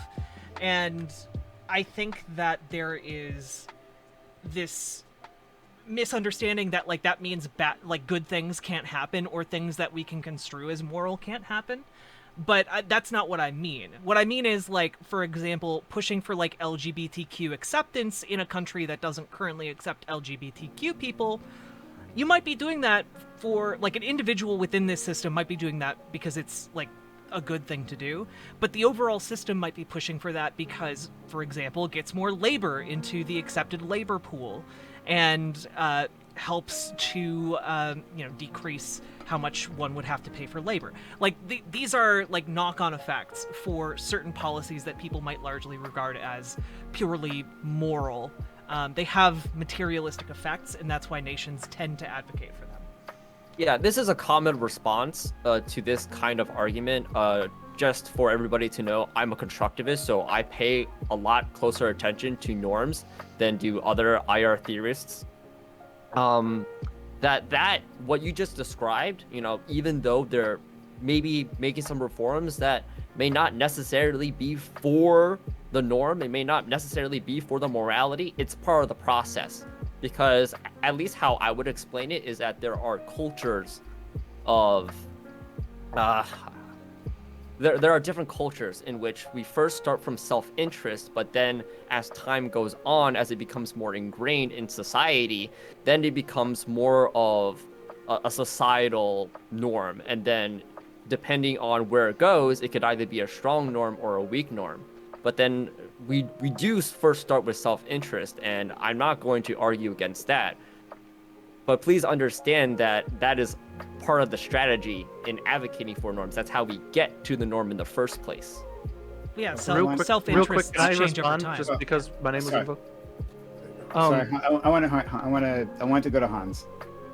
So let's go. Yeah. I'm gonna mute you. All right. Oh, he's deafened. Never mind. Can I go? No, never mind. Fuck it. Whatever. All right. Well, okay. Oh, go ahead, Zoe. Well, okay, so at no point did I say that it wouldn't ever be, or it would never be commendable to put yourself in a situation that you might be able to, like, break up a fight or something like that. And I've definitely put myself in that situation before in the past. The problem that I had was having some sort of expectation to do it. It's not that, like, I won't find it noble of you to do it. It's the pressure or expectation from others that you should do it, or that you should put yourself into harm's way. Yeah, I heard that, but I think you're misunderstanding with the point that you made that I was referring to. In that when Hans was making his analogy or his hypothetical, and he brought up that, okay, if I go against 13 guys, I probably won't do it. But if I go up against one, I might. And then you brought up the fact, and I agree, okay, that this is something that we have to consider, that, well, what if that one guy is really buff? What if that one guy has a gun? What if that one guy has a weapon? Then all of a sudden, that calculus of numbers falls apart. But kind of what you implied in that critique is that you can't predict things. You can't predict outcomes. You can't predict a situation. And that really does fit in with what Joe was saying, in that at the end of the day, outcomes has a luck factor. Yeah, that's why I said it. Okay. Like, it seemed like Hans was kind of, he was assuming an outcome. So I wasn't wrong. Okay, let's be clear. I wasn't wrong that I referred to you when I was talking about a point that Joe made. Okay. Nice. Okay, so this was a misunderstanding. This was a misunderstanding. Okay. So, well, Han, we're gonna go to Hans. He's finally undeafened himself, so he can actually take his fucking turn. But before then, I gotta give my special friend an outro. Yeah, that's Joe. Joe's amazing. Joe, I love her. Thank you for coming in and helping us out. Joe, you've once again raised the level of discourse. So everyone, like, I want you to go. I want you to follow my friend Joe.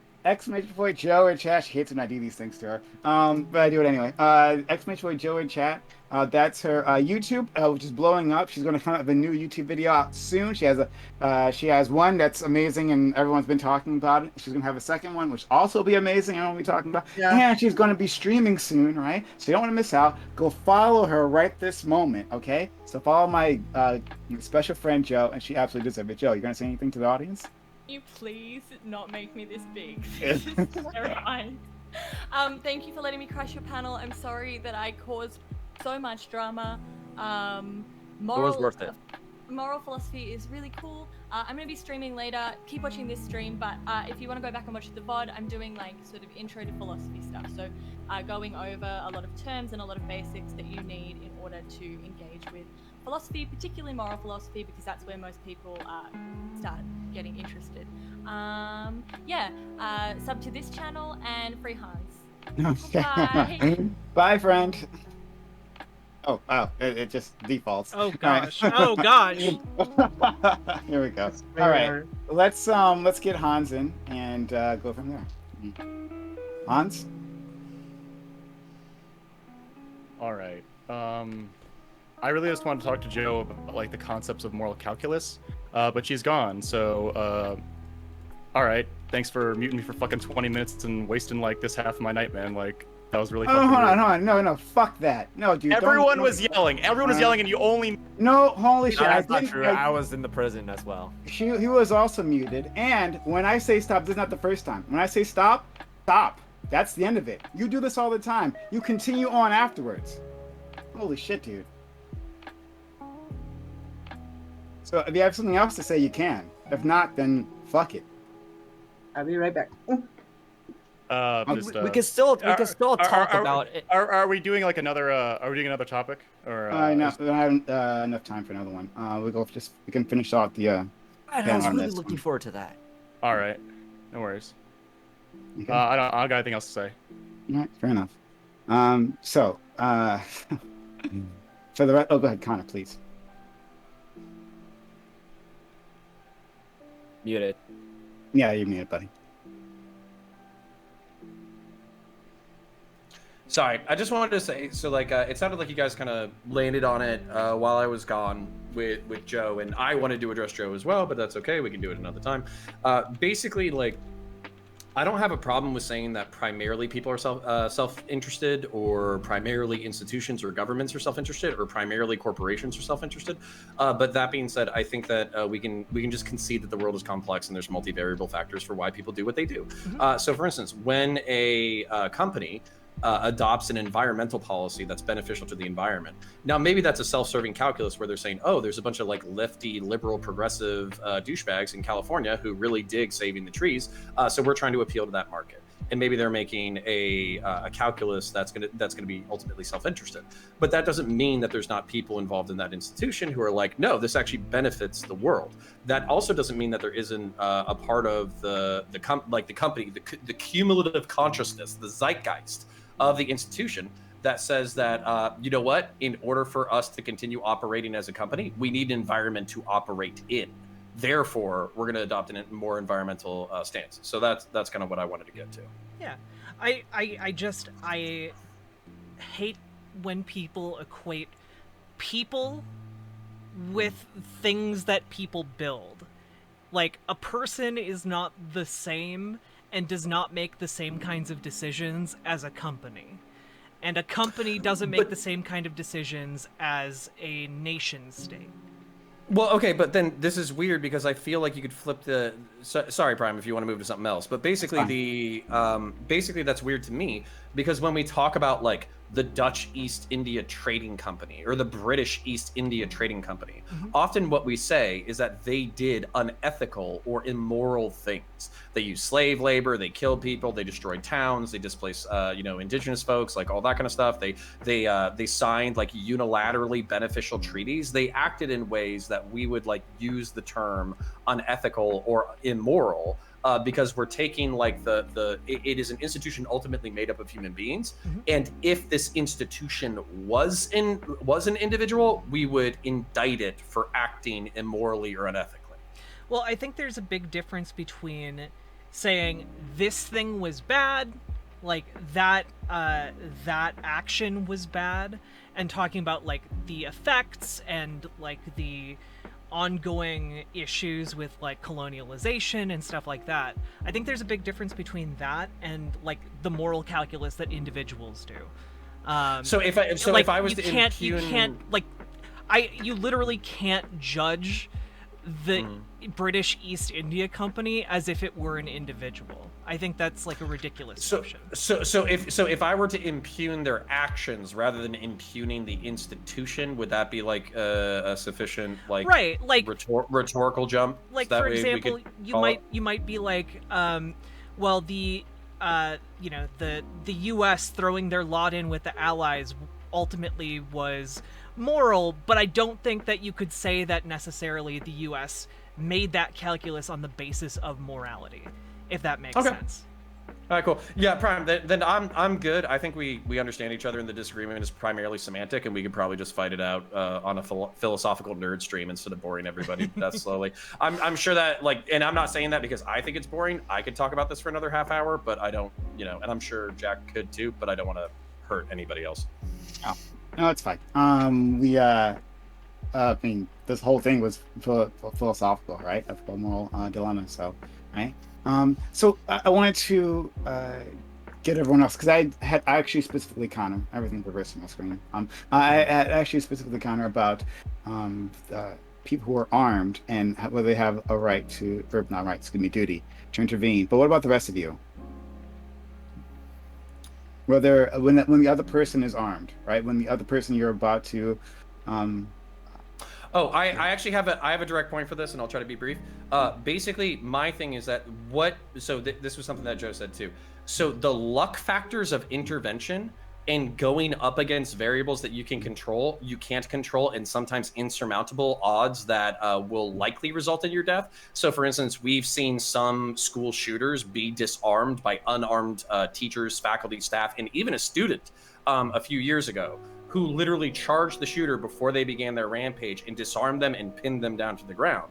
Now, I'm not gonna, like, if somebody doesn't make that choice, if they say, like, I'm gonna run out the back building, I'm not gonna say you're a fucking piece of shit. But that person who did charge in and against insurmountable odds and against somebody with a lethal weapon did something that I view as morally laudable, I would want to kind of like gently encourage that culturally while not mandating it. But the officer in Parkland who decided not to intervene, I mean, even if he has a weapon, in that case, it doesn't necessarily mean that he's going to make it out alive, right? So yeah, but he signed up for that. Yeah, he's signed up to have this obligation, right? He's I have this duty. I'm gonna be the guy that does this shit. So when he doesn't do that shit that we expect him to do, that he's signed up voluntarily to do, I think we can, But then, so are you just saying that you kind of want society to become more selfless? I want society to be more selfless, but I also want people to be more assertive. I think oftentimes there's things that we view in our society that's like wrong, or that we don't view, and we don't even speak up because we want to leave everybody the freedom to make their own choices and decisions. I don't think there's necessarily anything wrong with saying like, hey, based off of my worldview, what you just did is incredibly fucked up, and I would prefer it if you didn't fucking do that. And here's the action set that I value. I actually think that's incredibly important. Connor, said... I want you to be clear. Sorry, I want you to be clear is that like you're not trying to encourage people to grow a hero's complex. No, but I want to increase people's capacity for it. So for instance, like I brought up multiple times that I would really like it if schools offered voluntary martial arts and self-defense classes. I would like it if people became aware of concepts like basic first aid and situational awareness. These are all incredibly valuable tools that I think the average person could benefit from, whether it's like first aid, self-defense, situational awareness, all that kind of stuff. And I wish as a society, while not saying like you need a hero's complex, you need to become like the Ubermensch, hey, if you can help. But hold on. Okay. But you earlier said, like going back to the Parkland thing, you earlier said that cops shouldn't be required to intervene. Oh, so, he did. What? He did say that. Yeah, but hold on. But I want to address it head on. I think the ruling that you're talking about, the duty to intervene, where courts have repeatedly found cops don't have a duty to intervene, I specifically think, and I'd be happy to be corrected on this, that this is a liability issue. The reason why they don't want to uphold in a court of law that cops have a specific duty to intervene is because it opens up like a civil liability, civil responsibility for them to be sued into oblivion. But on an individual level, Riverboat Jack kind of brought up like, hey, why don't we create a legal duty to intervene? Cops are required to take action in line with their training, their abilities, and good faith doctrine, which basically just means you try the best that you can. And if you have a duty to intervene, we will shield you from liability if you make a mistake, as long as you do your best. But then do you agree with the cop being punished? Oh, fuck yeah. Oh, fuck, dude, he said I that would before. want worse. No, yeah, I know he said that before, but like, but hold on. But he was punished. But you're saying he shouldn't have been liable. Okay. I don't know where I said that. Am I missing? Something? Okay. I think what you're missing is that Connor is agreeing with the outcome in that particular case, but the implication of putting it onto text legally opens up a can of worms that is more of Pandora's box. Okay. Yeah. And so, so here's the thing. You're not. No, okay. Sorry, go ahead, buddy. No, I think I understood what he said. The negatives of awesome. So that's a pretty good argument. Is it? But yes. You're just saying there should be a special exceptions when we feel like it. Who said that? That's what you just described. You're saying Well, that. okay, Prime, all let right, me- all right. No, no, no. Can I describe the there's a negative difference between externalities?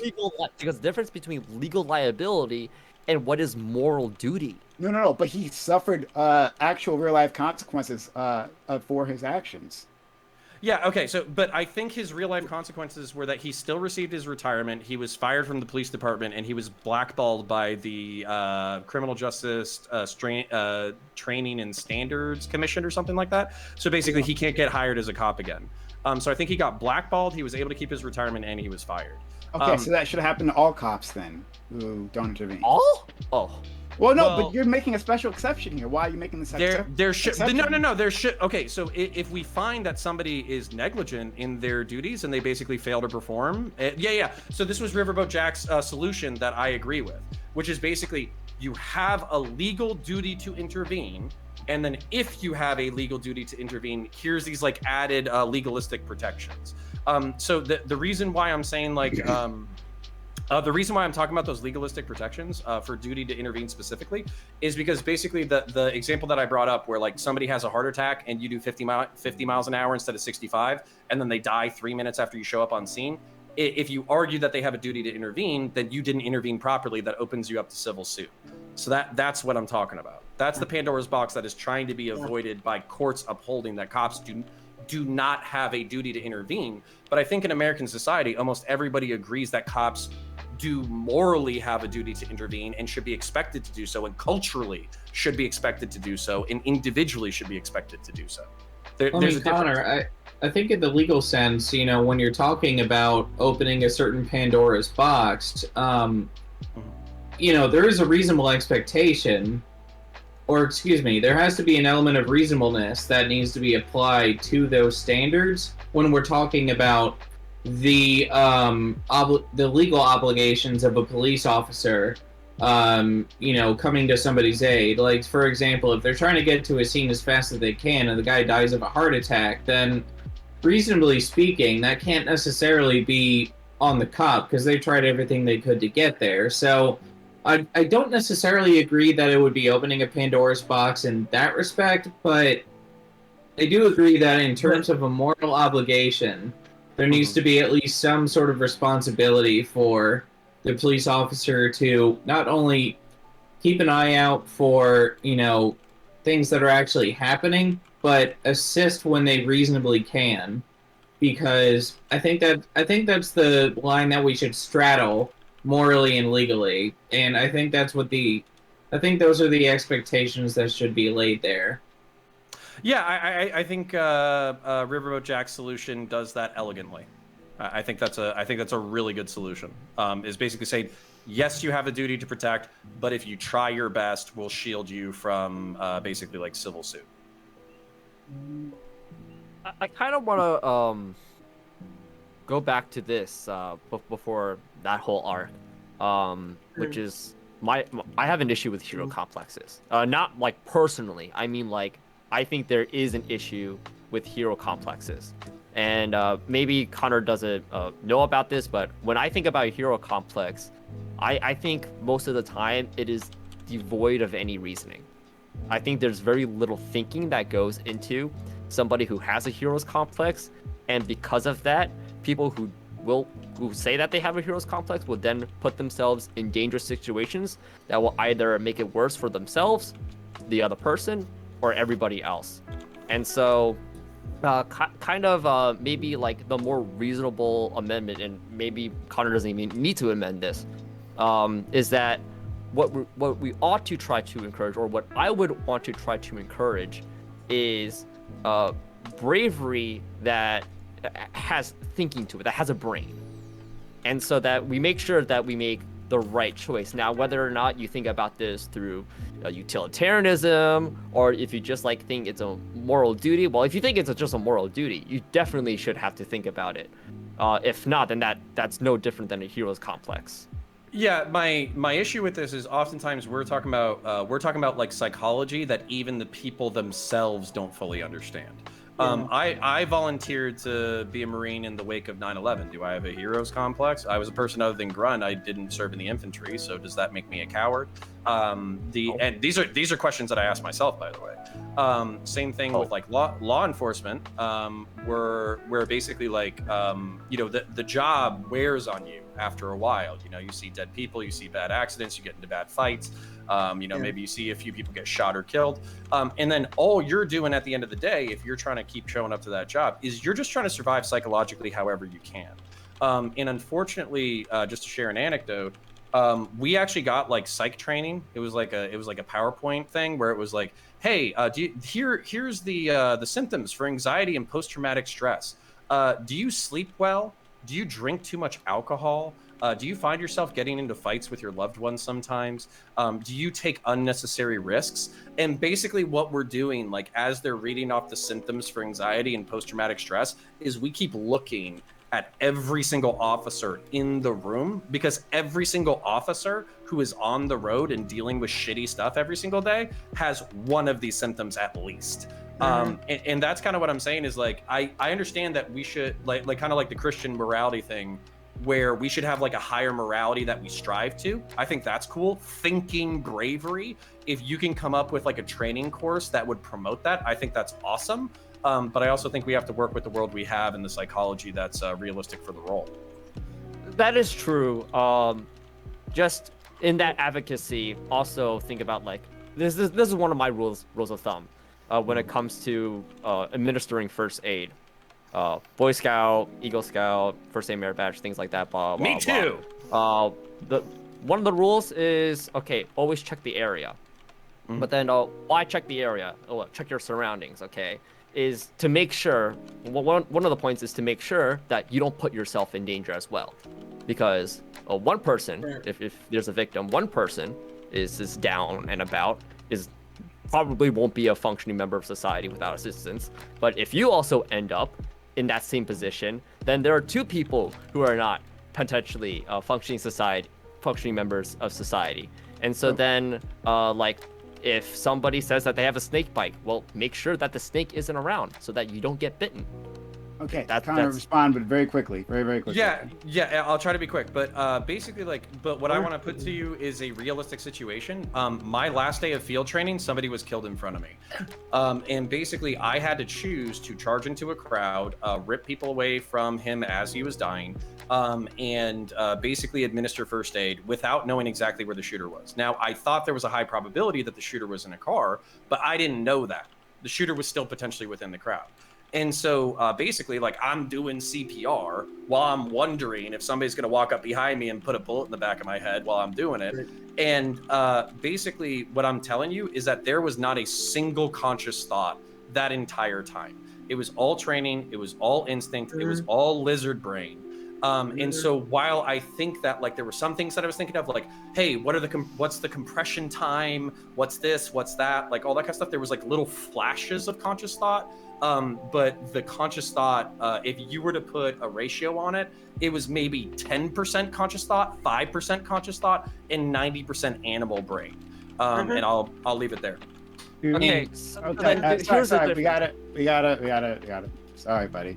Next week, really fast. God. Really quick. Yeah, Holy really quick. Okay, 20 Connor, you're trained. I'm not. Okay, that was your job. It wasn't mine. I'm a private citizen. I'm a civilian. Okay, so then I think when we're talking about in the context of the topic, it's more about civilians than trained people.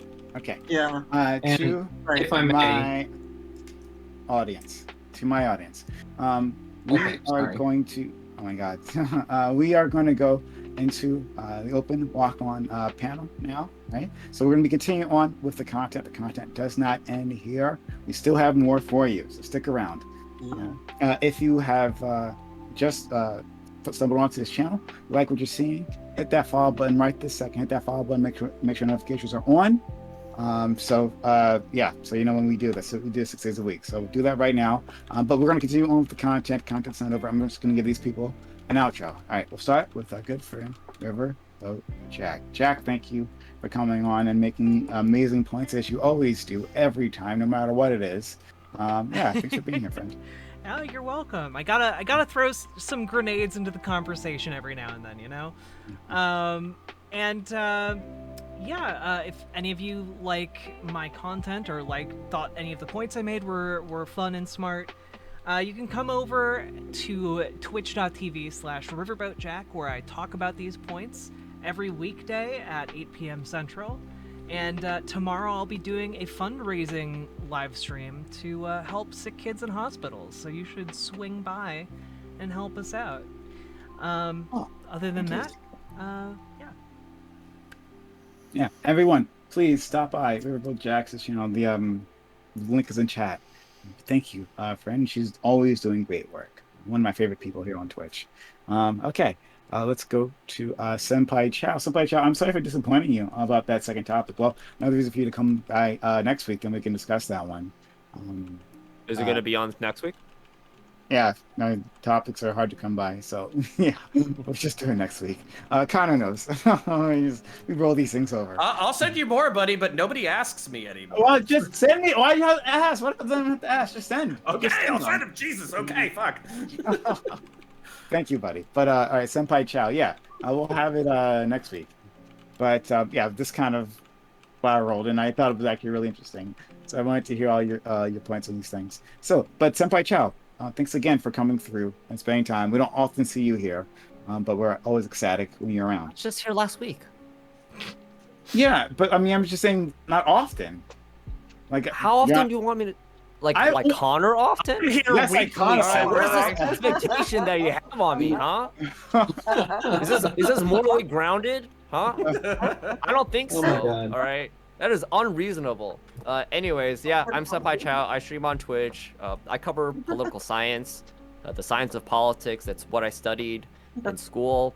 I think it's really important. And yeah, go follow me there. Senpai Chow. Okay. Thank you so much. All right. Next, VIP Counterpoints, who yes is here all the time, and I would have him here tri-weekly if I could. Well, when he's got a wife and kids and stuff, so you know. Well, no, you could help me with that actually, or more importantly, your audience could help me with that. So I have a personal rule. I am not monetizing anything until I break 10,000. I currently just broke 7. I think I'm about to break 7,100. So I'm not making a fucking dime off of this shit until we break 10K. I want to prove that we have a viable product before I take anybody's money.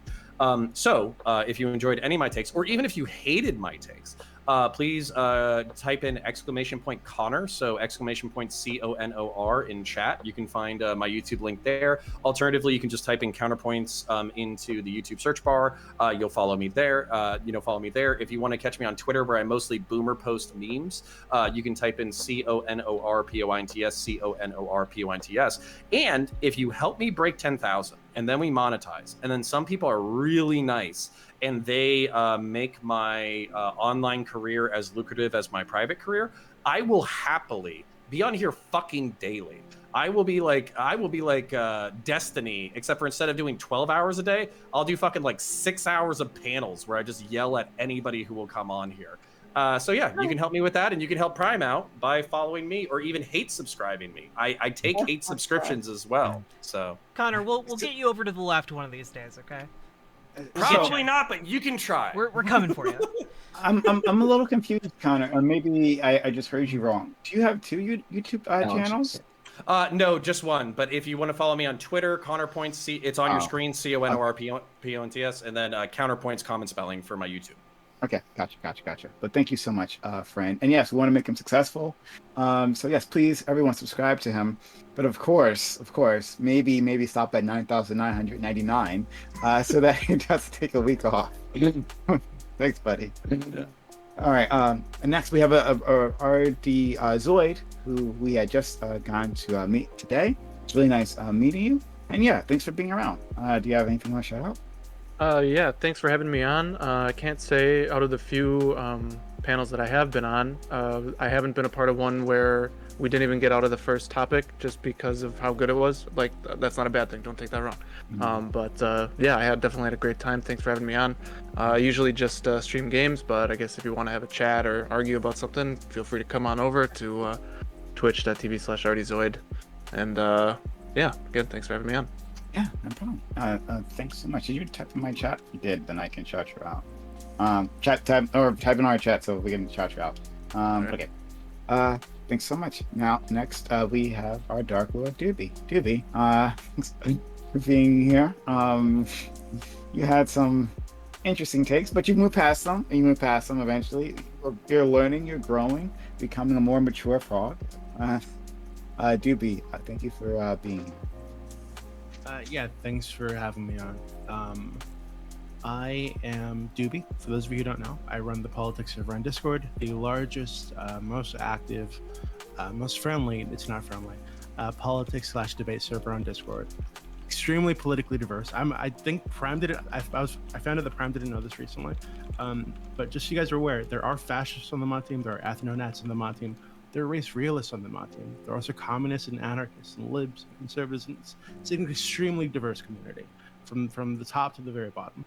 So if you like being yelled at for the shit you believe, go there. You'll find someone to yell at you. I promise. Be warned. Thank you, Doobie. Okay. But the link is in chat. So let's go to Universal Discourse, who we're excited again to have around because she's also there for us for this channel. And she's going through a tough time, but she still decides to spend some of that time with us. I did. Okay, Universal Discourse. I am Universal Discourse. He's a university professor and empirical researcher on counter-extremism. I was also a musician, forensic psychology, journalism. Do so many weird, bizarre things on my stream. If you come to visit me when I can get back on, I actually train people in any or all of those things. Instead of just talking about it, I actually will train you if you want to do it. So I'm really happy to be here at all. I was doing a GoFundMe for some repairs on this very old house I inherited, and then my tiny town got struck with tornadoes for the first time in its history. I found out. Wiped everybody out. So my neighbors evacuated me, and they brought me a Wi-Fi hub, so that maybe I can be online this coming week. I'm not sure. It's kind of shaky. I'm gonna try, but I was very happy to spend the time I had today with this panel, which RD had said, yeah, it didn't even move past the first topic because it was so good. Plus, I got to sit with Prime, with Riverboat Jack, with Senpai Chow, and Counterpoints, all of whom are I follow. So I'm really, really happy to be here. But if you want to learn some things, instead of talking about, you want to actually learn how to do it, come and visit me, hit me up in my Discord, and if you want to help me out of this horrible situation, I have a GoFundMe, come ask me about it. And Prime, thank you so much for having me. I'm only substituting for someone else, and I was so enjoyed this. Thank you so much. Thanks so much. Yeah. Everyone, please check out Universal Discourse. If you have like a GoFundMe link, you can always feel free to put it in my chat if people want to help out. I do. I'm embarrassed to put it up there. I'm so sorry. I don't show well, but I need help. I need to relocate. Yeah, please, everyone, let's help out our good friend. So much. Okay. Yeah. It's an honor to be here tonight. Let's spam that in chat. Everyone, go check out Universal Discourse. If you can assist, please do. He's a wonderful human being. Thank you. Let's go to our friend Kevin FM, our new friend Kevin FM. Thank you for coming through, especially the last minute to fill in a hole in the panel.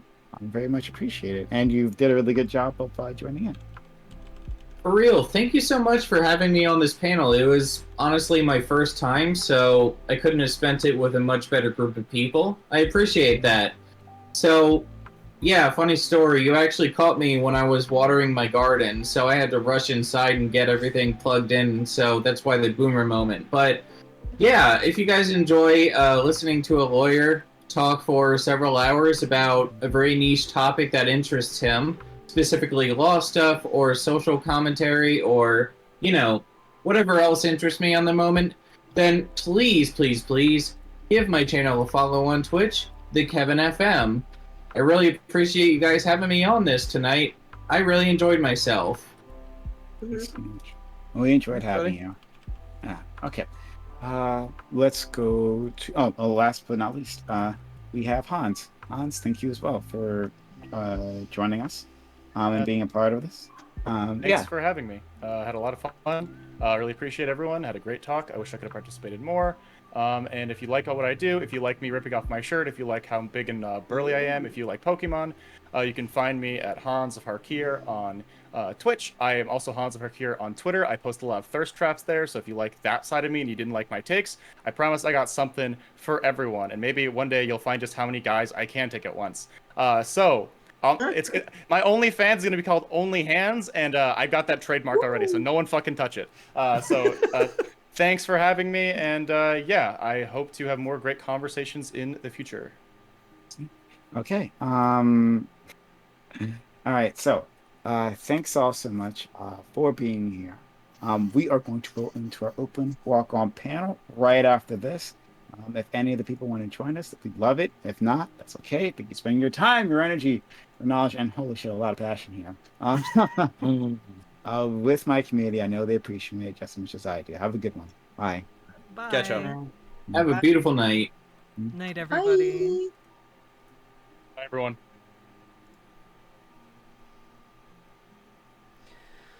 Let's see.